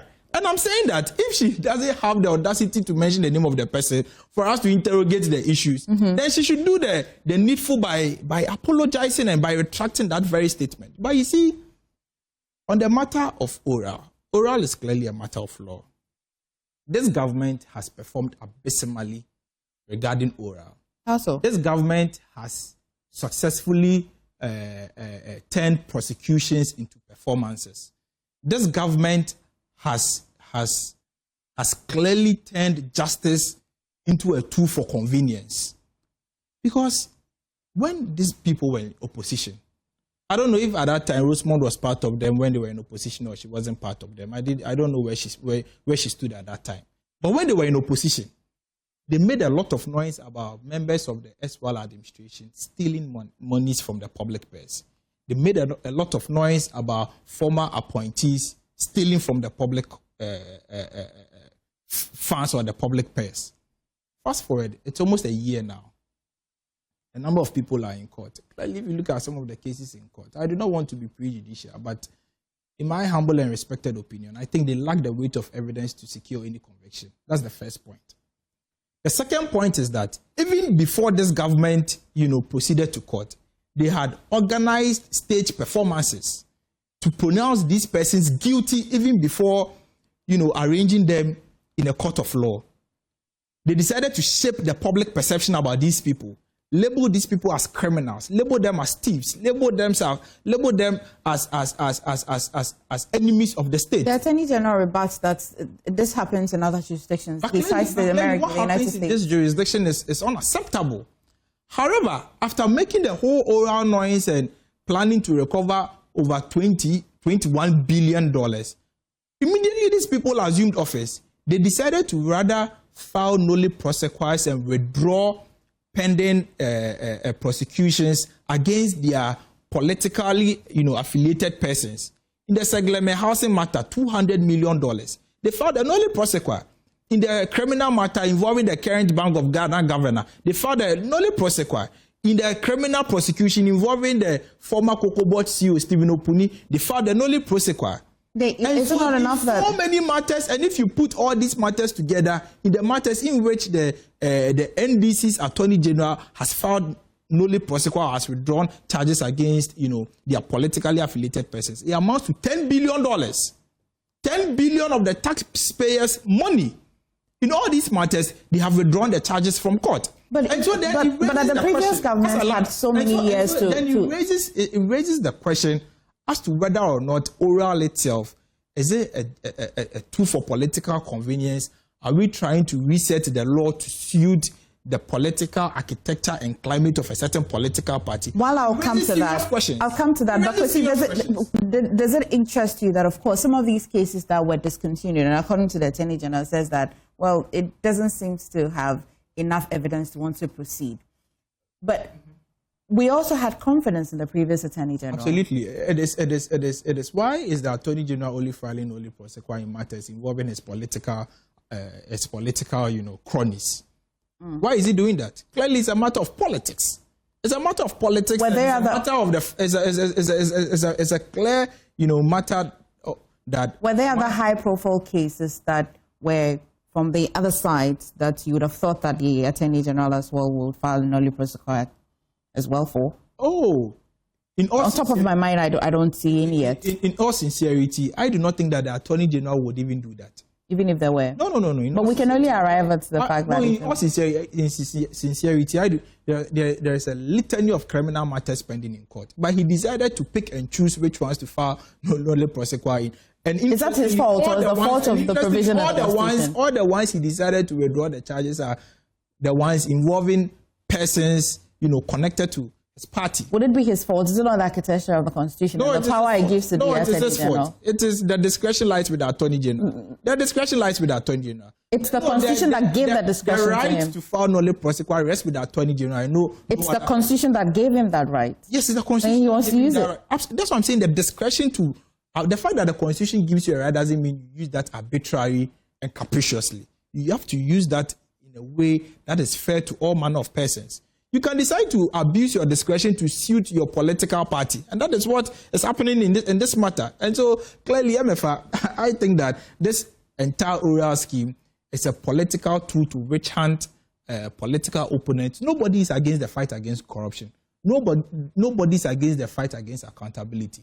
But our point is that accountability should go through due process, should go through, constitutionally laid down procedures, should go through constitutionally laid down and procedures that respect the rights. So far, is there any breach in any of the... The Constitution is clear that the person is presumed innocent until proven guilty.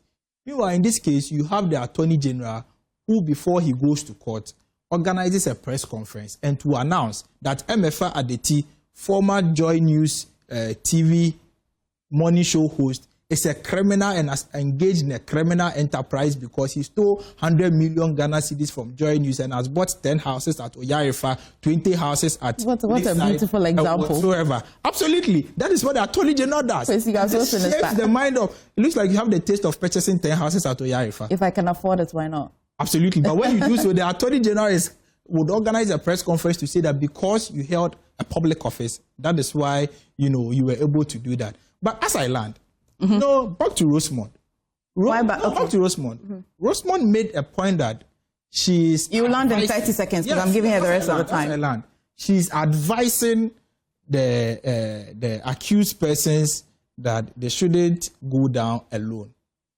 I don't know who exactly she's advising in this matter. But to the best of my knowledge, all the NPP persons standing trial for one or two reasons, I do not think that they would take advice from Rosemond. I do not think so. Why? I do not think that they would take advice from a person who has an inflated sense of importance. How do you arrive at this inflated sense of importance? But in what capacity is Rosemond advising somebody not to go down alone? In what capacity is What capacity would a person require to advise in what capacity is she advising an accused person not to go down alone? In what capacity is she doing so? She doesn't have that capacity. That is why I'm saying that she has an inflated sense of importance. Okay. Rosemond, you're here. I have a minute and 30 seconds for you. All right. So, Kwesi Botchway could not mention who the supposed transaction advisor is, but is expecting me to mention who the potential flag bearer is. The potential flag bearer who has benefited from proceeds of crime, and people are starting trial. He's expecting me to mention the potential flag bearer's name. In any case, I told viewers to unravel the puzzle, and perhaps if you check your messages, I don't know if you got some names, it could unravel the puzzle. So when he mentions who the transaction advisor is, I'll mention who the potential flag bearer is. The message I received said that Rosemond is a very bold person and should be bold to mention the name. That was earlier. Yeah, that was earlier, even before Kwesi came. Yeah, so if he mentions the person's name, I'll mention the potential flag bearer's name. But he seems to be a little bit peeved about who the flag bearer, the identity of the flag bearer. Is it a case? Because he thinks that criminality is a perception and that if you don't put a name to it, it puts all the other four, because there are 5 people, right? He's a bit... But there's one. He's a bit peeved, and in a way that suggests he may know who the flag bearer is. And it's a bit close, I don't know. But what does it cost to put a name to this? What does it cost to put a name? She doesn't have the... I am telling them, the people who are studying trial... She doesn't have it. She doesn't Women don't have both. Yes? She doesn't. Yeah? She doesn't. Please talk to me. Are we on a commercial break? No, we're listening to you. Yes, so... I have given people the puzzle to solve. I know Ghanaians are very intelligent. That is intelligence. They decided to vote the MPP out. And so I know they know who I'm talking about. And so what can I do? It's an advice. But I'm Ghanaian and I don't know who you're talking about. I have an appetite to know who this person is. I don't have any right to advise. Advice, if I advise somebody and they take it with a pinch of salt, I won't take it personal. It's fine. that could ease their case. And I'm going to use Gifty Owari, in this case as an example. She's a young lady. I think she has a child she has a young family. And you're telling me that all these monies just went to her. No money. I'm just using her as a case. And in fact, as a matter of fact, all of them are tied with this particular flag bearer. But are you telling me that Gifty Owari spent all that money? So if I'm advising somebody like Gifty Owari to take my advice and mention who that flag bearer is, because that flag bearer benefited from proceeds of the supposed crime at NSS. It's quite unfair to the other four because you say one. Unfortunately, I would say that it's very unfair to the other people because then we're going to go about thinking, is it this person, is it this person? Can you unravel the puzzle? All right. Ladies and gentlemen, thank you so much. The time, unfortunately, we're going, actually. Don't be late next time. As we go, Rosemond clearly doesn't have the audacity to mention anything. You have said that already. Rosemond, again, number 2, doesn't know any person. Number 3, Rosemond here, we will not take any advice from Rosemond here because she has an over-exaggerated sense of importance. Enjoy your holiday. She has an over-exaggerated. Please stay. There's more on the show. Welcome back to the show. This is the AM show. Well, so today is 30th, just the date is 2026. Wow. Well, today we take stock of one of Ghana's most enduring national crises. Illegal mining, commonly known as galamsey, for years, governments have pledged to end it. Rivers have turned brown, farmlands have been destroyed, the communities left without clean water. In 2025, the NDC government promised a research, stronger enforcement, institutional reforms, and community-based solutions. But as the year ends, the big question remains, has the fight truly turned a corner, or we're still recycling the same tactics with different messaging? Government says progress has been made, sites have been shut down, equipment seized, and agencies re-engaged. Critics say the damage is still visible, political protection persists, and results remain unclear. Joining us now is Kwesi Botchway, speaks for the ministry that's in charge of lands and natural resources, as we assess what has been done, where the gaps are, and what Ghanaians should realistically expect in 2026. And that's where, Kwesi, I'm going to start the question from. Right. Let's start from 2026 before we get back to take stock in 2025. What should be the realistic expectation? Realistic, measurable. If you did marketing, there's a thing called SMART. Very measurable one, 2026. All right, I get the import. So first of all, good morning to you. And let me use the opportunity to also extend my compliments of the season. Of course, we are in that moment where we are all basking in the Christmas festivities. Of course, to all of our audience who are connected on this particular conversation. 2026 promises to be a very exciting year, not only for the fight against illegal mining, but the collective effort of governance by the National Democratic Congress. You would know that, as we speak, a year around this time, the value of the dollar, for example, was, of course, not one that we can compare to now. And so economically, there have been some significant gains. In 2026, certainly, there is even going to be more. But let me narrow it down to the particular issue of illegal mining.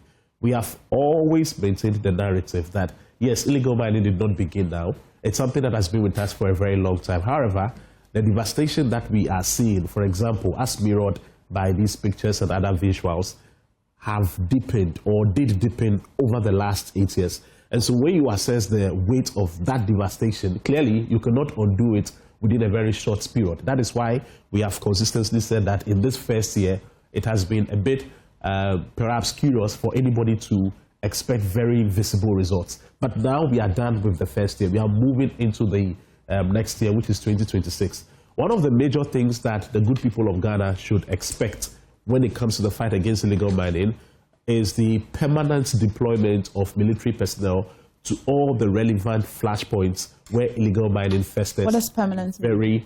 What would permanent look like? Permanent in its sense of permanent? Basically, think of it as a 24/7 uninterrupted surveillance across all the relevant flashpoints. Yes, there are 16 administrative regions in the country, but in our estimation and analysis, 6 of them are very endemic or more prominent where illegal mining is concerned.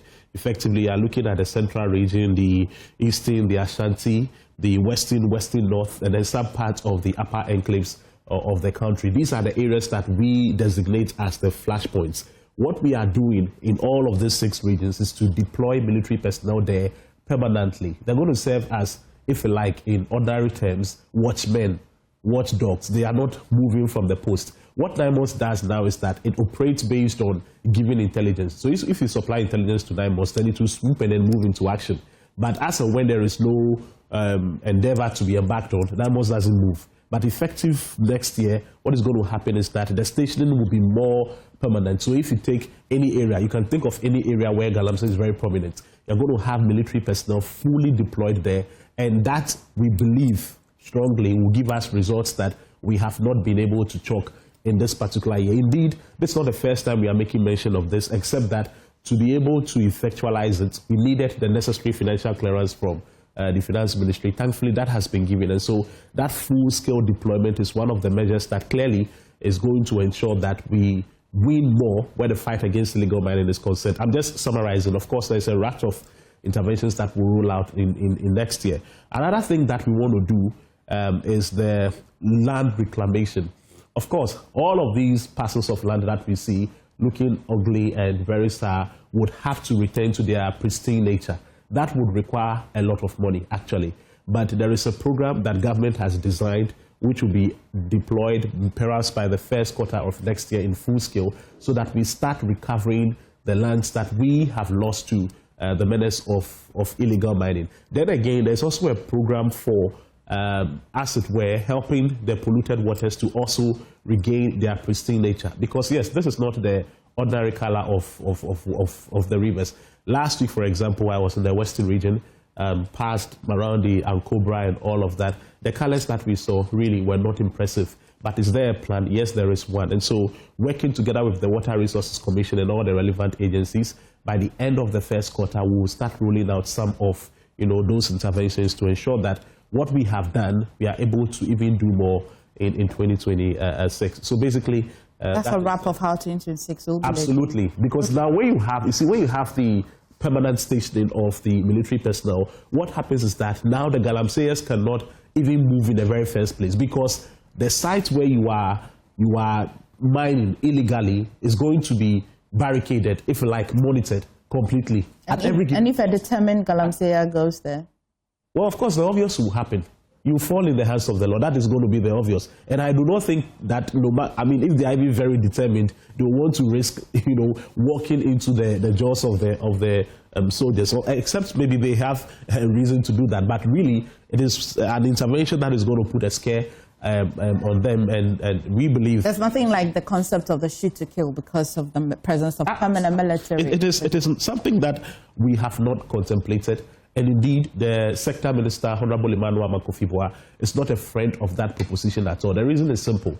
The goal is to restore and help the environment regain its pristine nature. You do not come out to come and spill blood. That is not the objective. Because as much as it may look combative and perhaps resourceful or result-oriented, the moment you embrace that proposition, you are creating another problem altogether. Because already some of the illegal miners have become very aggressive and combative, in the sense that sometimes they want to exhibit some gusto and some kind of stamina, even when they are confronting the security personnel already. Then you are moving into a new era where you are going to now be shooting them. We don't want a bloodbath on our hands. The goal of the ministry and the minister is only to restore the environment and make sure that illegal mining is a thing of the past, not to create a murderous rancor, nothing like that. I can't help but stick back to 2025. I hear you say that, of course, 2025 has been one of the years. It's just been a year, and the fight against illegal mining is quite enormous. Right. And so it's not enough that what you have done in 2025 is enough to really end Galamsey. But I'll take a trip to 2024, especially because of the promises. One of the questions I like to ask the NDC government really is, do you think you should have been measured in the promise of how you're going to fight illegal mining? And when you answer that question, it will bring me to the successes that 2025 has brought to the fight against illegal mining, and we'll take it one after the other. But just my curiosity, though, have you reclaimed any land at all in 2025? Okay. Has there been any? So 3 questions, right? That's fine. So the first is, you're asking if you, upon reflection, if we should have been measured in our comments prior to the election. Your promises. Okay, the promises and all of the assurances that were given. From where I sit as an individual, I do not think that any of the comments were necessarily excessive, because all the comments and assurances that were given were in the light of the devastation that we were experiencing at the time. And I think it's one of the contexts that has been missing absolutely from the entirety of this conversation. For example, when people play back videos of the Honorable Sam George, Okudzewa Blakwa, and all the other bigwigs in the NDC, and then they seek to say that, well, these were, as it were, I'm saying it advisedly, loudmouths in opposition, and now they are silent. I think that what those critics fail to recognize is the fact that the commentaries and comments of those individuals were in response to the devastation that we had then. And let me tell you one of the crises that we had on our hand around that time. As of that time, we had 9 forest reserves that had been encroached and completely taken over by armed illegal miners. They were so armed to the teeth that it was difficult for even the security to penetrate. So for the fact that we had such a situation on our hand, it was justified for all the names that I've mentioned, and indeed all the other persons in the NDC, to have been repeatedly calling, hammering for the state of emergency to be declared. So all of those comments were in response to the situation that we had at the time. These 9 forest reserves? Absolutely. What are they now? All of them have been recovered. And so for the fact that they have now been recovered, or for the want of a better word, repossessed from that, possession, the possession by the armed illegal miners, really the situation becomes very different. And that is why it doesn't become a pretentious affair again. We were in deep crisis. The deep crisis called for vocal people to be, as it were, very frontal and, maybe for the want of a better word again, loud. Then we come into government and resolve that issue.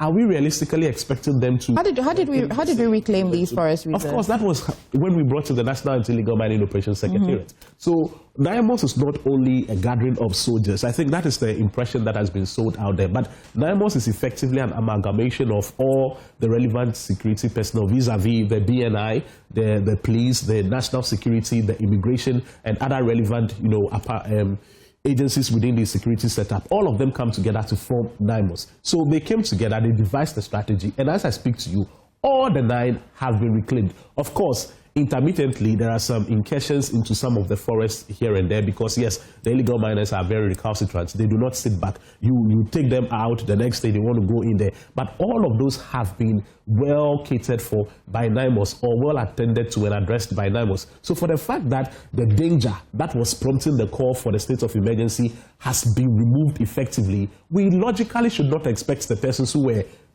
as it were, very loud on advocacy to still maintain that same frequency of voice. It is logically not so. If you are hungry, I just want to wrap up. If you are hungry now and you want food, how you would call for the meal to come will be different when you are satisfied. Is that true? Yes. And so now that we are in... That's very profound, because is this to suggest that you're satisfied because you have reclaimed the 9 forest reserves within the contest? The declaration... Was this, to be fair, the 9 forests that were in the siege? These 9 forests that were in the siege, which is what triggered the kind of promises and the way you promised you're going to fight illegal mining. Was this the most outstanding difficulty, or was this the most challenging illegal challenge? Absolutely. At the time? Absolutely. The 9 forest reserves? That was the biggest, because it wasn't a case of forests that had illegal miners in there. Of course, that we could characterize as a regular situation. But in this case, the illegal miners were armed to the point that even at a point, the security personnel were afraid. They were scared of confronting them. Okay, so that was how dire the situation was. But people measured the devastation of the river bodies more serious than the security not being able to cut through the 9 forest reserves. Great. Very good question. Yes, you will be looking at the polluted water bodies, how that it is discolored, and you would think that is an issue. But if you want to address the situation, you go to the root. The root of that, okay, or that devastation is the fact that the illegal miners had, taken over the 9 forest reserves. And so even if you went ahead to attempt to restore the water bodies, but you had not killed the issue from the source, that is the fact that the forest reserves had been possessed by armed illegal miners, you are not going to go... Is this to suggest that the water bodies... Was there a passage through the forest reserves? Could we have solved the problem mutually exclusively? Without removing... No, you couldn't have that. You could have... How so? So help me understand. That stops the bleeding. Okay, so if, for example, I'm trying to think through an immediate analogy to explain this. Okay, we can stick to the forest and the river. Okay, no, I think something that perhaps could be clearer to our audience. I want the forest and the river. No, the forest and the river makes the whole situation. Do you know why? Truncated. Because I see a challenge with the 9 forest reserves. So 9 forest reserves. Okay, now the forest reserves are connected to various water bodies. Okay, now I'm getting a drawing. Absolutely. Okay. So we are seeing that they are being devastated, or indeed they have already been devastated. Then you begin to think of how to get them into shape. If you begin an immediate exercise of, as it were, reclamation, or trying to get them in a proper form or fashion without dealing with the elephant in the room, the trigger, that is the fact that now there are people in those forests who have encroached it permanently. It will be much ado about that. It makes sense. Because you are not killing the issue from the source. And that is what we set out to do under the leadership of Honorable Emmanuel Amakofibua. And we have results. Are there any forests that have been that are under siege currently? Absolutely none. Since you reclaimed absolutely none. None at all. None at all. But I'm saying that occasionally there are frequent incursions into some of the forests because, yes, like I said, the illegal miners are a bit obstinate. You clear them out today, the next day they still want to find themselves in. But I'm not even saying that all of this is a perfect situation, but I'm saying that we have dealt with the core issue, which is the fact that now we do not have any red zone. We categorize those 9 forest reserves as red zones. We don't have any red zone situation on our hands again. So because we have stopped that bleeding, the rest of our efforts will begin to make more meaningful, as it were, results, outcomes. And that is what, with the path that we are on now, as of now. Typical me, I'm such a Ghanaian. You can't take the Ghana out of me. Right, when we think about illegal mining, we just go straight to looking at the water bodies. But luckily, we have a way we can measure water, right? Currently, as we speak, what's the state? Can you give me some measurements of how our water bodies are looking currently? Right. So to measure the quality of the water bodies, I think we basically use the turbidity levels. All right. Now, the last time the minister engaged civil society organizations at the Jubilee House, the data that was presented is effectively the pattern that we are still experiencing, which is the fact that sometimes at certain places, the turbidity levels are significantly becoming better.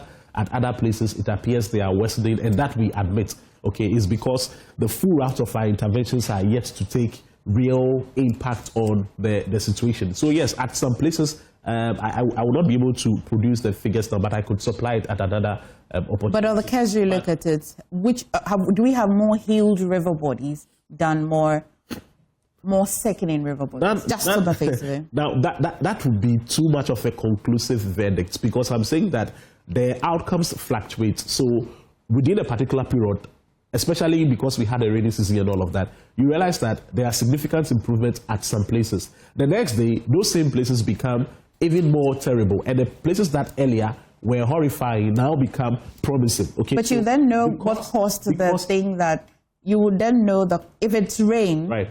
I'm not attributing it to rain. I agree. The fluctuation, the inconsistency of how the water looks healed. You would arrive at your successes when you know that this is caused by an activity or an inactivity of illegal mining. Absolutely. Or this is caused by just nature, is rain or something. Just casually look at it. Yeah. If we say we had about 10 river bodies that were sickening, as at the end of 2025, at least 3 of them are looking healed. 3 of them were healed and now they're looking sick as a result of... So we have repeatedly said that this whole fight is a marathon. It's not a sprint, which means that the end is not definitively decided in just one streak. You cannot get up today and say that, okay, turbidity was here today, it has improved. Not even one, Kwesi, not even one. You can't point me to be one. It is a marathon, which means that the successes move back and forth. Okay, so even if we have record today that there's been some improvement at maybe point A, I'll work with that. You cannot, the reason you cannot work with that, and you should not even be proud about that, and we are not even complacent about such results as much as we have them, is the fact that it keeps fluctuating. Because you see, sometimes some of the communities, all right, where we have been, doing the study, the service of the water and all of those kind of stuff, some of them are largely very interconnected, okay? So because they are very interconnected and the illegal mining is littered across a lot of places, you shouldn't be proud if you go to, let's say, Region 1 and you see that, oh, there's some improvements here yet. Because the next time, because there's an improvement, you shift attention to another side, the story becomes different. So all I am saying is that, on the average, we have not done poorly at all. Indeed, if I were to rate the entirety of our efforts with particular respect to the color of helping restore the quality of the water bodies, I would certainly go above 50% in the very first year. Okay, and that for me, if I were to, assess it individually, I would not say that is the best of outcomes, but it is justified in the sense that all of this have happened only within a 9 months period. We have how many more months to go? And that is, so if within 9 months, I'm already calling 50, by the end of the 4th year, I think you can give the answer as to what we can be talking about. At least we have some ratio now. At least we have some ratio. Well, that's just what I want to start with. Because, of course, we can't have this conversation without you starting from anywhere.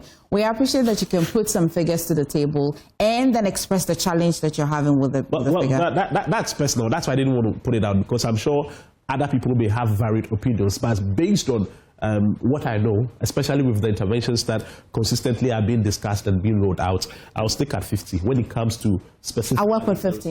How you arrive at the 50 is what we'll interrogate later. 50, it's okay to start with. Let's move to prosecutions. Right. Which I think that Ghanaians have an appetite for prosecutions. Absolutely. Honestly, Absolutely. I do have an appetite for same too. All of us. Yeah.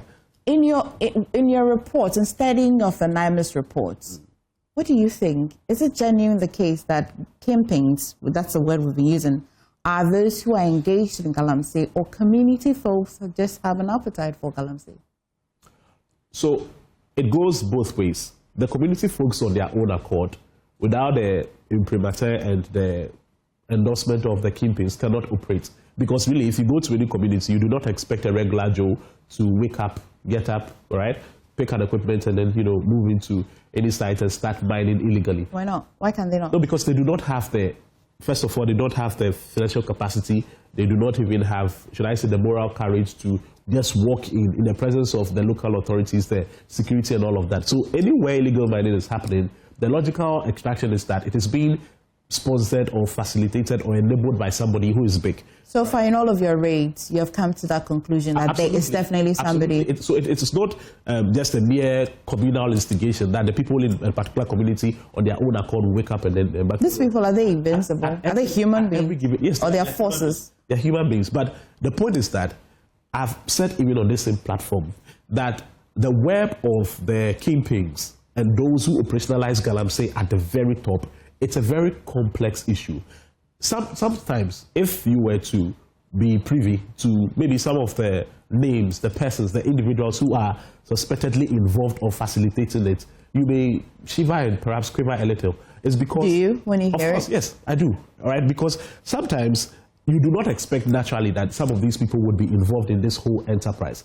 And at other times too, even the names that you find, you realize that they are mere distractions. They are not even the actual characters. And so in fishing out the kingpins, you need a lot of patience, tact, and intelligence. That is one thing I've always been saying. I get it when a lot of Ghanaians keep saying that, look, 9 months you're only arresting the small boys. Why are you not going for the big fish? Blah, blah, blah, blah, blah, blah, blah. But you see, even if you go to the ocean, if you went to the sea right now and you are looking for the large sea creatures, you will not find them at the surface. They're in the depths and the belly of the ocean, and that will require more effort because you have to travel deeper before you're able to extract them. That is what government is doing. The big fish, you never see them. Are they bigger than the government? They're not bigger than the government, except that they are, like I said, in the belly of the ocean. And so you cannot just swim at the surface and all of a sudden you pick them. What you can pick at the surface would be, of course, maybe the small boys who are the operational boots on the ground doing the illegal mining. But you need more intelligence and technique to get the in this ocean, what level are you? Now in this particular ocean, all right, of course, we are swimming. We are still moving. Where are you? Where are you in this ocean? There is only one thing that you need. If you want to get the kingpins, the actual financiers and architects that sponsor and facilitate and inspire illegal mining, you need only one thing, and that is political will. That is, you need the temerity and the fortitude of heart to say that, look, I'm going to crack the whip regardless of whose ox is God.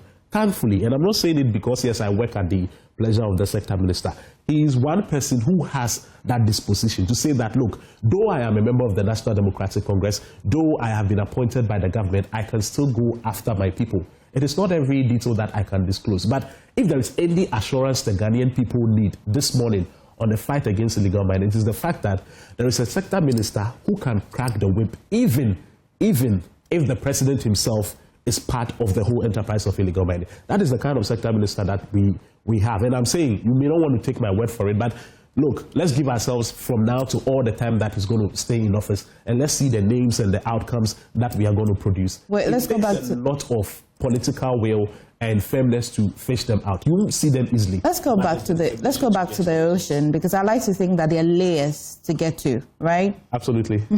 So first, you find the young people who are directly digging. Absolutely. Usually, NIMers will arrest them. They will give us numbers. They will tell us what they pick. Sometimes they pick up to a matchbox, like the lighters, the one they used to light cigarette. Yeah. They give us details of everything. That's the surface of it. It's just at the riverbank. Yeah. You go into the first foot. Yeah. There must be a layer. Yeah. You're looking for the one that is neck deep, right? Usually, it's about how many layers? Let's look at the common layer, well, about 3 or 4, hypothetically. Hypothetically, let's say that, I mean, to get to the very end, let's say it's 5 layers. What layer are you? We have crossed 3. So we have about 2. Yes. Now, you remember, within the course of this year, for example, that government ordered for 2 leading members of the National Democratic Congress. We've not heard anything about that. Have categorically and separately denied their involvement anyway. Government ordered for them to be probed. First, I'm talking about the party's national organizer and the party's 3rd national vice chairman. Yes, there has not been any public, as it were, verdict passed with respect to those ongoing investigations. But I can tell you competently that that matter will soon be resolved. But you see, there's an indication in that matter that maybe we all fail to pay attention to. The 2 individuals, when you look at the configuration of the National Democratic Congress, these are core individuals, very functional entities within the whole setup. If government can afford, at the risk of incurring the wrath of the grassroots, can afford to go after them, really, MFA, who can't government go after? That brings me to constantly, every time I have, say, NDC or NPP panelists here, the NPP, they are quick to point out a member of parliament for our win, if not a member of parliament, our win. Yes. I like you to situate that conversation very well. So, I mean, I have fingertip information on that particular subject matter. Myself, I had cause to have a meeting with the MP himself, right? Okay, to understand basically all of that situation, the depths, the nuances, and what exactly is ongoing. And I can assure all Ghanaians that in the not too distant future, this is very, very soon, when we move into 2026, I'm saying that issue and that's of the one involving the 2 NDC executives, closure will be given. Because the investigations are far advanced. And I don't want to go into the meat of it, but the nature of the investigations that the sector minister has, because, well, it will be... When I have Kwesi and Kwesi tells her, I don't want to go into the meat, who wants to have the bone? Maybe because I would be... I don't want the willy, I want the meat itself. I don't want to take the wind out of the sail. Why? Or go ahead of myself, or launch my rocket into space too early. But the assurance that we can give is that, like I've earlier explained, if you look at the poster of the minister, Honorable Abakofi-Boa, is supervising all of these elections. I mean, not elections, I mean, all of these, investigations. You can only be excited that you're going to get very meaningful. What I'm not doing is to put the performance of the minister himself for us to measure. Right. No. What I'm doing is that over the period, just like the way NIMers will arrest people and give us updates, meaningful and substantial updates, I wouldn't want to take it is coming, because these are very important people. Yeah. So this our win matter has been. But is that not the more reason why you shouldn't rush into pronouncing a conclusion? Because you yourself indicate that they are significant characters, if I have to put it that way, for the want of a better description. Because of their profile and their status, you do not want, not because, yes... Do you categorize them as the neck deep ocean people? Do they belong to that kind of level? For us to want to swim to a certain level to be able to know whether they are... So the truth of the matter is that some of them, okay, and not just those 3 anyway, there are some, I explained that it's an entire network. Okay, so you are careful not to make a pronouncement that now will becloud or interfere with the rest of the other ongoing investigations. Okay. That's why we are very careful about mentioning of the names. Otherwise, every day we could be supplying names. If you do that, you may rather be doing the work of the actual people who are involved. Because some of the faces that are even put out there as the real persons behind it, if you go deep into it, they are even innocent. What about the ones that you have started? We're following investigations. That's what I'm saying. What about that? Exactly. What's the situation with Chairman That's what I'm Wontumi? saying. So if I were to rate the progress of investigations so far. No, for Chairman Wontumi itself. How again? Chairman Wontumi. His trial. Yes, his trial. How is it going? Okay, it's ongoing. The Attorney General is handling it. I think in the very last updates that the AG offered, there was some more updates on the progress of it. But that you see, we don't want to fight against legal violence to even appear like any form of political witch hunting. That is why I do not like making reference to his issue. As much as, yes, it's a grave matter that has to be questioned, I don't like making reference to it. I like to make general reference to anybody who is involved at all. And I'm saying that in the entirety of the ongoing investigations, if I have to provide an update on the progress so far, MFR, we have crossed 95%. On your website, do you provide updates? And is it monthly, quarterly? On specifically what? On the fight against everything that you're doing at the ministry? Of course, all NIMOS operations, for example, are published on the website. Last night, the director of operations at NIMOS, Colonel Dominic Bois, of course, gave me some information on the latest. I think on 2 places, it has happened across 2 places. We'll ship it and then publish accordingly. So everything that NIMOS does, of course, it is published. And of course, to talk about NIMOS and its operations, you asked a question. I thought we were going to finish it up, but we didn't. But I want us to come back to it. The issue of the arrest. There is a concern that throughout the year, NIMOS has been effecting a lot of arrests, but the prosecutions have been minimal, in the sense that at every given point, we'll see NIMOS going to gather people, indicating that NIMOS has arrested them, but at the end of the day, we do not see people actually in jail. And that is a concern that I think we should perhaps engage. So if I have to comment on that issue, the truth of the matter is that we would all admit and agree that the justice delivery system in our parts of the country, comparatively, sometimes is a little bit complex. So this is what government has now introduced. Indeed, the conversation has been had already at cabinet. There has been the consensus that has been built on it already. It will move from cabinet to parliament and then it will become operational, which is the fact that now government intends to set up specialized tribunals to deal with illegal mining offenses. Because when some of the cases are reported, I mean, outside of NIMOS, it goes to generally the AG. Of course, they have the prosecutorial powers. Like I'm saying, because there are a lot of other issues to be dealt with, criminal and otherwise, it becomes a bit tardy in the sense that you are not able to get immediate results. So now we are creating a different dispensation of justice delivery and administration where illegal mining offenses are going to be created and treated differently. Indeed, the AG has finished work on the bill that is going to give effect to that arrangement. And so by the first quarter of, latest by the end of the first quarter of next year, we will see some of the cases being actively prosecuted. And look, I'm saying this, again, there was a concern that, okay, so for all the people who have been arrested, whose profile and data have been captured, what happens to them? Nobody who has been arrested, provided the person is guilty, will go scot-free. No, even if as of now, maybe you have been granted bail and you are working, yet you are in the data of arrest, no, you will definitely be dealt with. We just want to create a system that would expedite action on the prosecutions and then will deliver the results that all Ghanaians are actually looking for. So if I understand, for example, if NIMOS conduct a raid at a particular area and they arrest about 20 people, immediately, what do they do? What the police will take over? Right. Then what? Investigations start? Are these people kept in custody or they are? Of course, because our laws do not allow people to, I think we are all clear on that, to be in custody for a certain duration. Really, you can't keep them there for a long time. So some of them actually are bailed, and, they report occasionally. But the rest of the prosecution, which I'm saying that sometimes is often affected by the traditional complexity or maybe difficulty with our justice system. We want to resolve it by roping in now the specialized tribunals. The conversation, like I said, has been had. Government has given its blessing at the level of cabinet, so that will be rolled out very soon. And then let's talk about the responsible cooperative mining. Right. How is it looking? Where are we with it? Outcomes step. Today is 30th. Okay, so I think this is just a week ago, government launched the first installment of that particular program at the Teluku, Bukazo, and Area communities.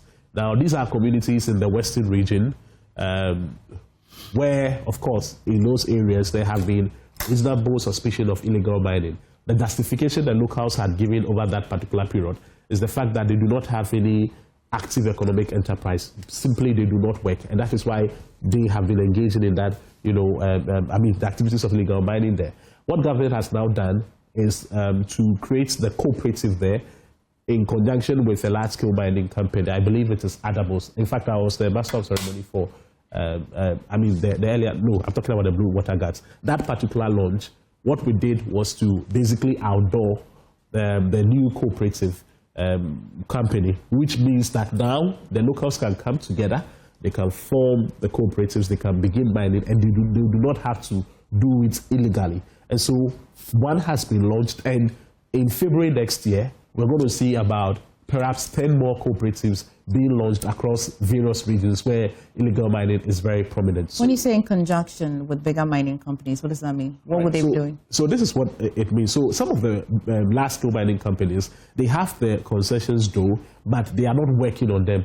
And so you would want to call them abandoned pits in the sense that they are not active. Nobody is working on them. In as much as they are pregnant with a lot of mineralized prospects, nobody is really exploring them. So what you do now is that you seed them to the cooperatives for the cooperatives to now come and work on them and derive the benefits. So you are effectively taking them out of the forest and those other places they are not supposed to be. I don't know if you get it. So most of the large-scale mining companies, they have concessions that are not operational. They have been abandoned. If they have been abandoned and they are there, then nobody's touching them. Really, what becomes the use? Why don't you give them to the cooperatives for them to still, mine? Of course, when it comes to profit sharing, there can be mutually beneficial arrangements, and then you proceed from there. So that is the support that government has been able to solicit from some of the large-scale mining. But what kind of challenges do you envisage with this responsible cooperative mining scheme? Well, the principal challenge that consistently we have envisaged and we still believe could begin to bite very soon is the fact that because it's a cooperative, really, the benefits, all right, would be shared, okay? So we anticipate formostly that people may begin to think in a very greedy fashion, and they do not want to come together to form the cooperatives and then, and work together. They want to embark on their own ventures, no matter how illegal it is. So that is the fear that we have. When it comes to that issue, what you need is to educate and then, as it were, orient the people. But do you fear continuity of the scheme? Please come. Do you fear continuity of the scheme? Well, we've had it before. Indeed, I wouldn't even say we've had it before. We've had something in that particular shape and form, but that was with respect to the nature of that earlier program was community mining, which is particularly distinctive and separate from what we have now. What was happening in the community mining scheme, in the erstwhile administration was that persons took the mining license or leases, they entered communities, and all they did was to just begin without the cooperation and the involvement of the locals. So MFA, for example, forgive me for using it for this illustration. It has to be a good example. MFA, for example, would be in Accra, get the license, go to her community and say that I'm coming to do community mining. But actually, she's only perpetuating their own ends without the involvement of the locals, and that became a problem. But what we have done now is to basically bring everybody on board. So it is community owned, it is community managed, and it is community operationalized. Regardless, so do you fear continuity of this project? No, we do not fear. No, because would you rather it becomes an authority, a statutory authority? Really, we cannot tell what a future NDC government or any other political party would want to do. But if you examine the substance of the policy, there is a lot of merit in it. I do not think anybody would want to as it were, get... I mean, if we go this route, if we take policies from since I was born, you definitely will see some merit, and there's always been implementation, sustainability of it. Compelling to ignore, because absolutely, if you were to ignore it, what else were you going to embrace? You would go back to the community mining era, where individuals were the ones fronting it, but presenting and characterizing it like a communal venture. And that obviously is a problem. But you know, the good news with this one is that, for example, at the launch, you would see, for instance, that the locals were there, the chiefs, the people, everybody in the defined enclave, Teleku, Bukazo, and Arian were all there. All right, so it's the community doing, let's just say that, I don't want to call it community mining, but if you look at it, it's the locals there who are doing their own thing, right? You can't take that away from them. So it becomes their bona fide. It's something that they feel they own. So I'm thinking, which other policy would be able to do or do such an arrangement? So it has definitely... There was some form of reforms that the Minerals Commission, the ministry was hoping the Minerals Commission would be upgraded to, or I'll say reforms. Where are we with any of them? One of them, I recall, will be that the commission or the government will then own concessions and allow the communities to want to put it in a better... Basically, that's it? That's the essence of the cooperative. Okay. Okay, so government partners the large-scale mining companies, okay, government engages in the conversations with them. If they cede the concessions to government, they give the leases to government. Then, of course, government now gives it to the relevant communities, and then the enterprise begins. That's when a government, when there's a takeover of a mining company, the challenges, the interim challenges were maybe compensations and payment to people because of the takeover. Have you experienced any of these challenges so far? No, there has not been. It hasn't been. So far, it's only Adamos that we have concluded an agreement with, that we are working with. There has not been any. And we do not anticipate that any of such would even happen. If it does, of course, we believe we have the competence to, address such agitations. But we are not thinking it is something that would pop up anytime soon. Because even before the agreements are concluded, you have to engage in broader stakeholder conversations, okay, to ensure that you have dotted all your I's, crossed all your T's before you even come out and announce that, look, this mine or this concession is going to this particular community. So because of the thoroughness of the background work that we embark on, we do not think that we'll encounter any such. It's the end of 2025. Where are we with the lithium deal and the other? Lithium. Has been such an interesting conversation in recent times. Well, so... what are you telling the people of the Woya? We are telling them what we indicated to them when I represented the minister together with my colleague and another representative at the ministry. This is just 2 weeks ago. We were in the community. We met with the locals. You should have been there. When I say you should have been there, I mean you should have heard their frustrations, how that they were very agitated. At a point, they even wouldn't want to hear from us because they felt that all throughout the period we have been disturbed. We have a first hand of their frustration. We've had the series running. Right. Pause on, how did you call it? Hope on pause. Hope on pause. I mean, I like that you remember it. Yes, of course. We follow all of it, and we take all of that in good faith. Yeah, I mean, even though, well, let me just proceed. So we were there. We had their. You should say it with your chest. I see you have a broad chest. we engaged their frustrations. We listened to them, and we came to an agreement. They just want one thing. They just want the project to begin, because as we speak, because their lands have been taken away from them, their economic livelihoods have been frozen and stifled. Some of them have had to halt their construction projects. Other people cannot go on their farms and all of that. So the assurance we give them, which is really the commitment of government, is that in the shortest possible time, the lease is going to be, agreement is going to be ratified. The concern about ratification basically has gotten to do, and we even away from the popular issue of royalties, allocation, and all of that, is the fact that we want an agreement that would incorporate their benefits. More often than not, when minerals are discovered in specific communities, sometimes the locals do not really benefit. Okay, so we want to reform the entirety of the mining law, the relevant portions, in such a way that it will not only extend to the lithium agreements, but all other, mining agreements. That is what we are on. As we speak, government has had to redraft the agreement, especially with reference to the royalties arrangement.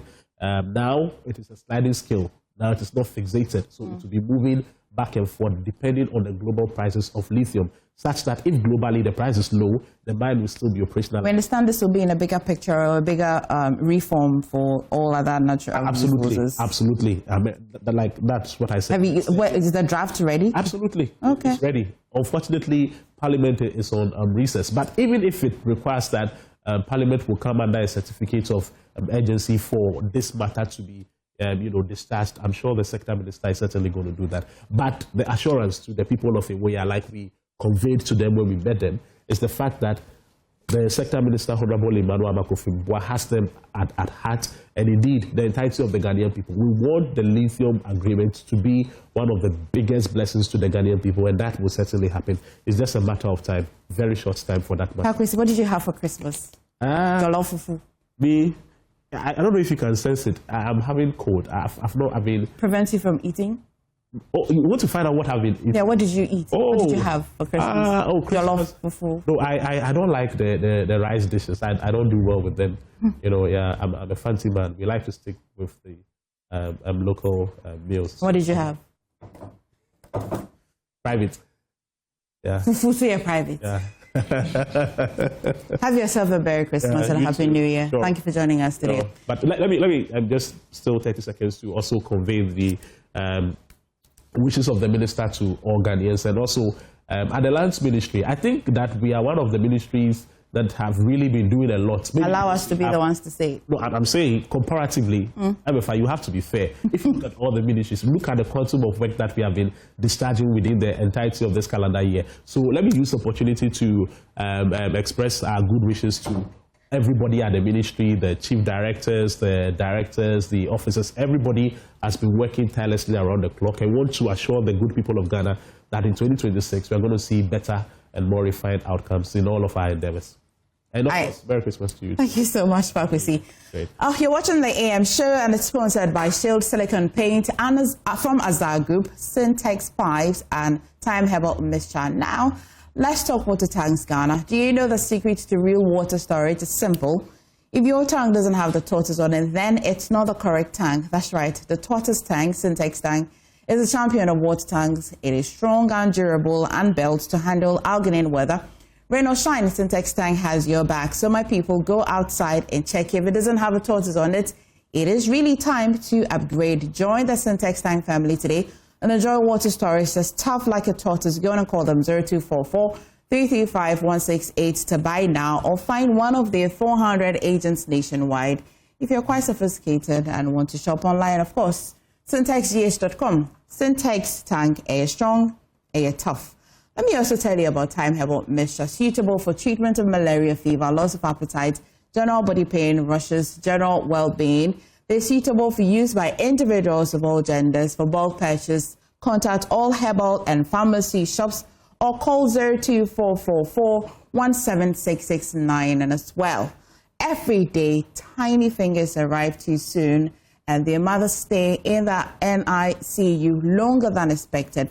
Now, this season, you can be there for them. Support the Purple Basket Project, fundraising for premature babies and NICU mothers. Your support brings relief to worried mom and gives a tiny fighter strength. Every city counts to support. Send your donations kindly to 0555-093697.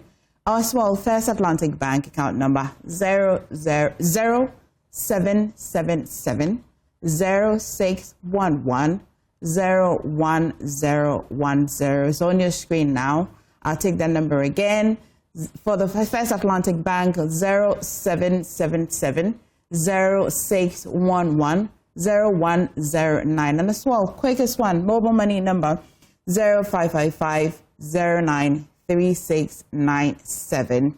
And as well, African Foundation for Premature Babies and Neonatal Care, Purple Basket Project. Small gifts, big hope. Stay with us. We're back shortly.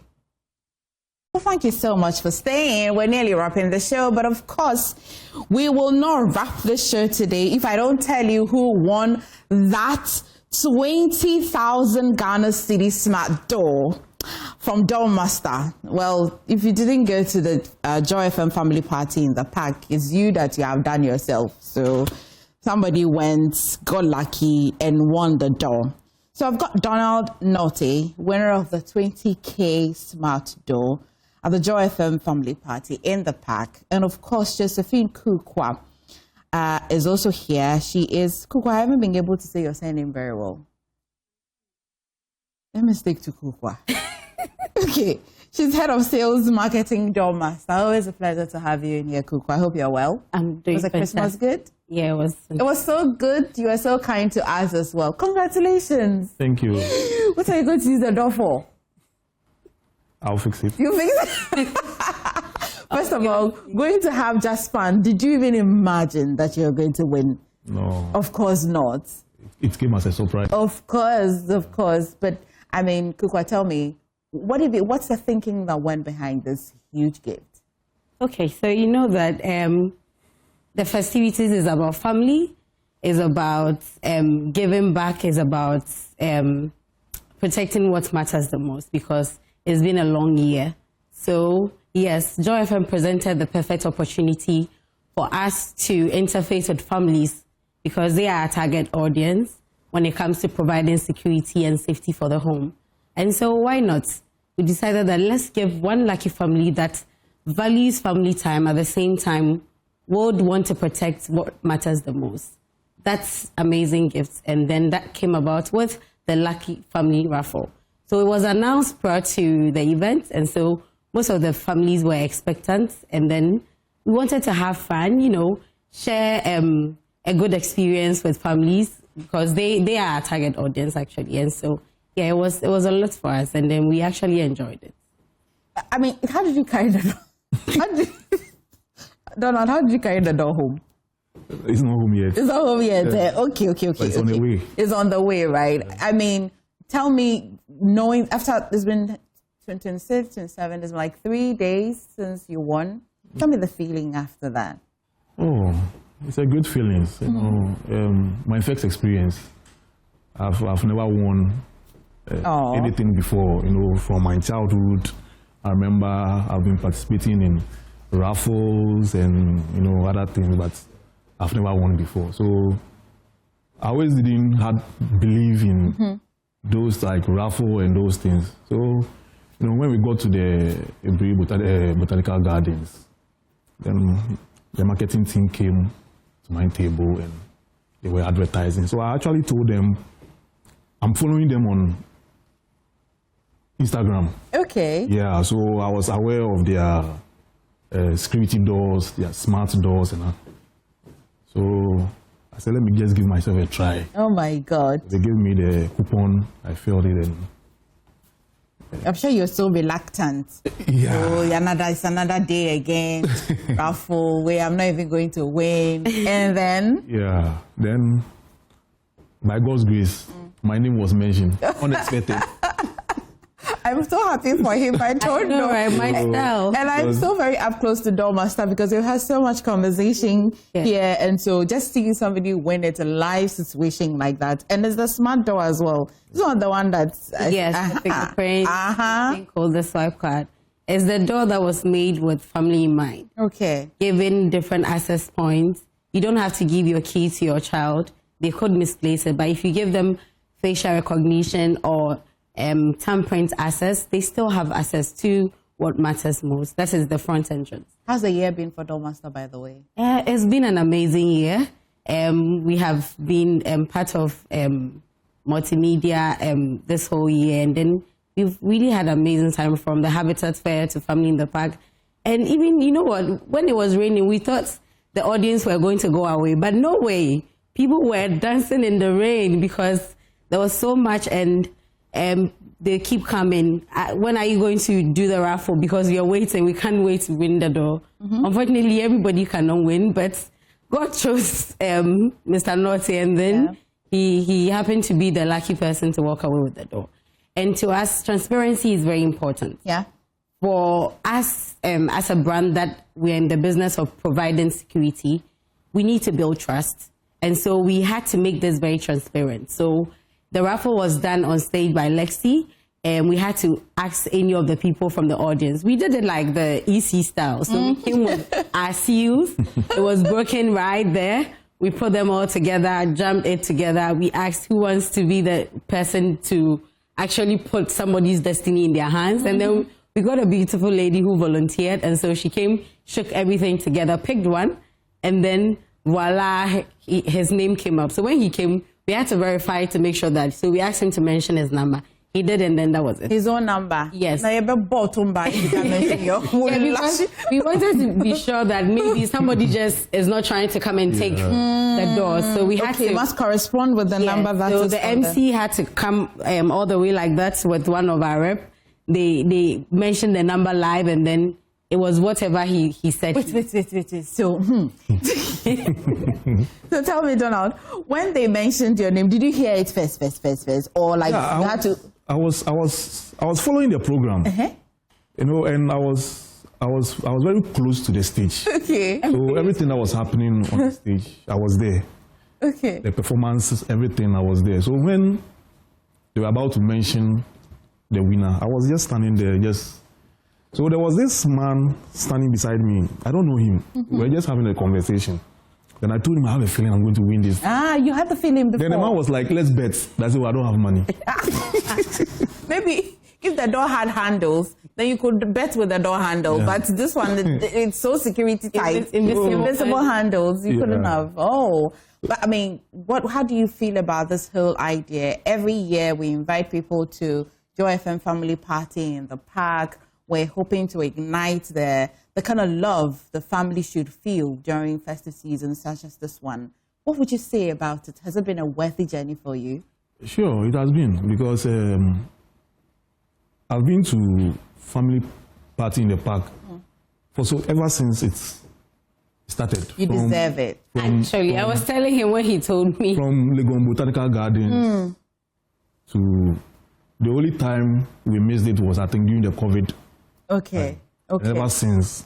And I think last 2 years, my daughter won, I think, is it treasure hunt or something? She won something.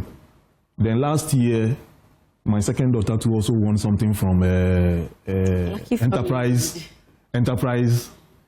So in this year was my year. So next year?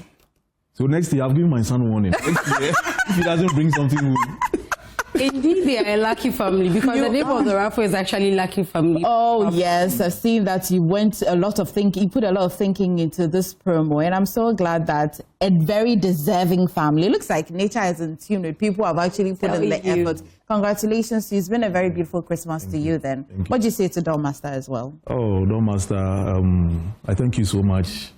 And you've made my year has really come to a very good end, and 2026 is going to be a very good year for me. Then I think I should be telling Max Fuga, let's increase the price of the family party in the park tomorrow. 2026, then I say because the way people are winning and winning stuff over there is good. But I mean, beyond this, what kind of plans do Dormaster? What do you have for us coming 2026? Okay, so currently we have, by popular demand, we have extended our Save Big promo. Okay. It was supposed to originally end tomorrow, which is 31st December. But because there are still people around, we are almost done with the dirty December, so we are going to enter into real business. We want to give families the opportunity to protect what matters. And so we are doing the up to 30% discount on all our doors, and doing 5% discount on the Doormaster Royal and Special Series. And then we are giving free installation. So Donald's door, we are actually going to follow through and install for him for absolutely free. So we are telling you, if you are almost done with your Christmas, if you haven't fixed that door, if you haven't protected your valuables, Doormaster is giving you this extension, one more, to take this advantage and then secure your space, beautify your interiors and all that with Doormaster. It's running from now to 31st January. Okay. If you do not remember, at least remember is the day the MPP will be selecting their flag bearers. So don't forget, it will be the day they'll be wrapping it up. But one of the things I'm quite excited about is your after-sale services that you as well provide. You want to reiterate that quickly before I wrap? Yeah, so somebody would ask that, why would you want to give a a gift as much as 20,000 cedis to someone. A doormaster, that is actually the value of security. Security is very expensive. Protecting family, protecting the people close to our hearts comes at that much because it's more of protection, smart technology, and family for us. And so when you buy from us, it's holistic. We provide solutions. We don't just sell. We don't just hand you products. We do the after-sale service. We are giving you 5 to 30 years warranty. We are installing your doors for you. We are giving you consultation, making sure that, okay, I want this door, but does it actually fit for the purpose you need it for? All these things make our sales service superb and also make us stand out from what competition is doing. And that is why when you need door, it is Doormaster because we are the best indoors. I've already said that it has to be Doormaster. Kukwa, thank you so much. It's been a good year with you. Absolutely. Congratulations and my love to you and your family as well. Thank you. Well, this is how we wrap the show. But what a year it's been. So next year, they need to be at family party in the park. You have to be. You have no idea what Doormaster and bring it this time around. They will. I promise you they will. But this is how we wrap the show. But it's been quite a year. But don't take it from me. Take it from the Tro drivers and the market women. We set out and here's what they had to say. But thank you and I'll see you tomorrow. As the year 2025 comes to an end, we hit the streets of Accra to know everyone's high moments, their low moments, and the memorable moments all through the year. And of course, taking a look at how the whole year has been for them. Then we step here at the Adabraka market, speaking to traders to understand their review of the year and what they hope for into the next year. This year, sales have been good. Vegetables like tomatoes and pepper are readily available and cheaper compared to last year. My only problem has been the charging of unapproved fares by some drivers. When night falls, they take advantage of the situation to increase fares. Next year, we hope the government will look into this for us. We also hope living conditions will improve with a better standard of living. This year,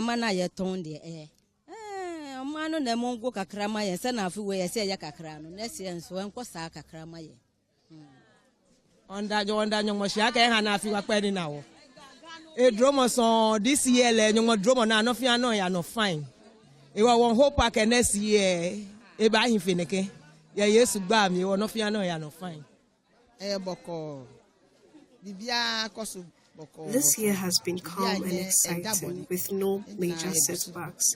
Business has been good.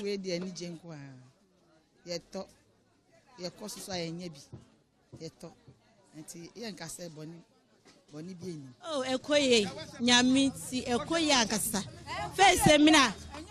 Face seminar, near to me talk. Over top of so their 10 cities, 15. And then, which we told Benya box about 30 cities. By God's grace, this year has gone well. Initially, the profit from selling a box of soap was just 10 cedis to 15 cedis. But now, prices have reduced and I can make more profit. This has made it easier for us to sell and take care of our children. We thank God and hope this continues. The government should also check drivers in who charge unapproved fares during peak hours. My Ghana mine. I feel we dear, Bronya idea, and Quaya my yay. Many and Mabusia dear, many enough for them dear.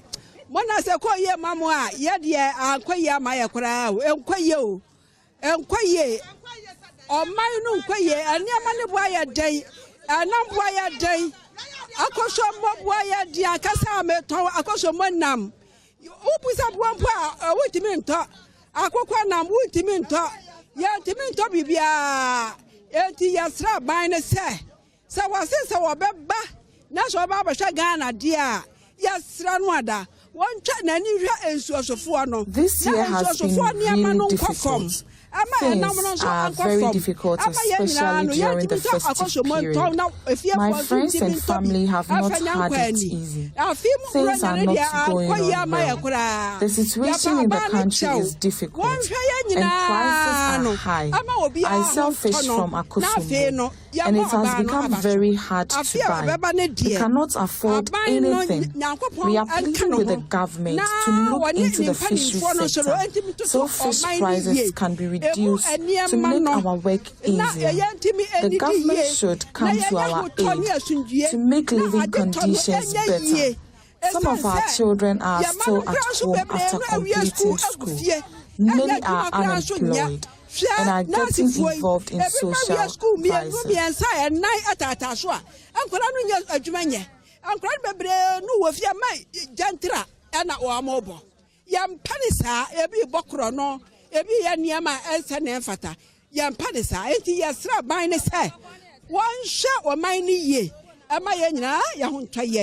Na afia yebesi mono enkwaye ema ye nyina obi anu nya fa ahudie ne asunji nyame adom sese de ye enam no so ye ton kakra nyame adom ye ton o nyame adom ye me bompa ese nyame ma ensan kosoro se na eye mame no ensan kosoro mame sa. We also spoke to the drivers and this is what they had to say. Yeah, ni de nyame mama afina ko aba bisan ye ho yankasi abrabom no so no mfa de bro nyane de didie yadi ne mom ye botom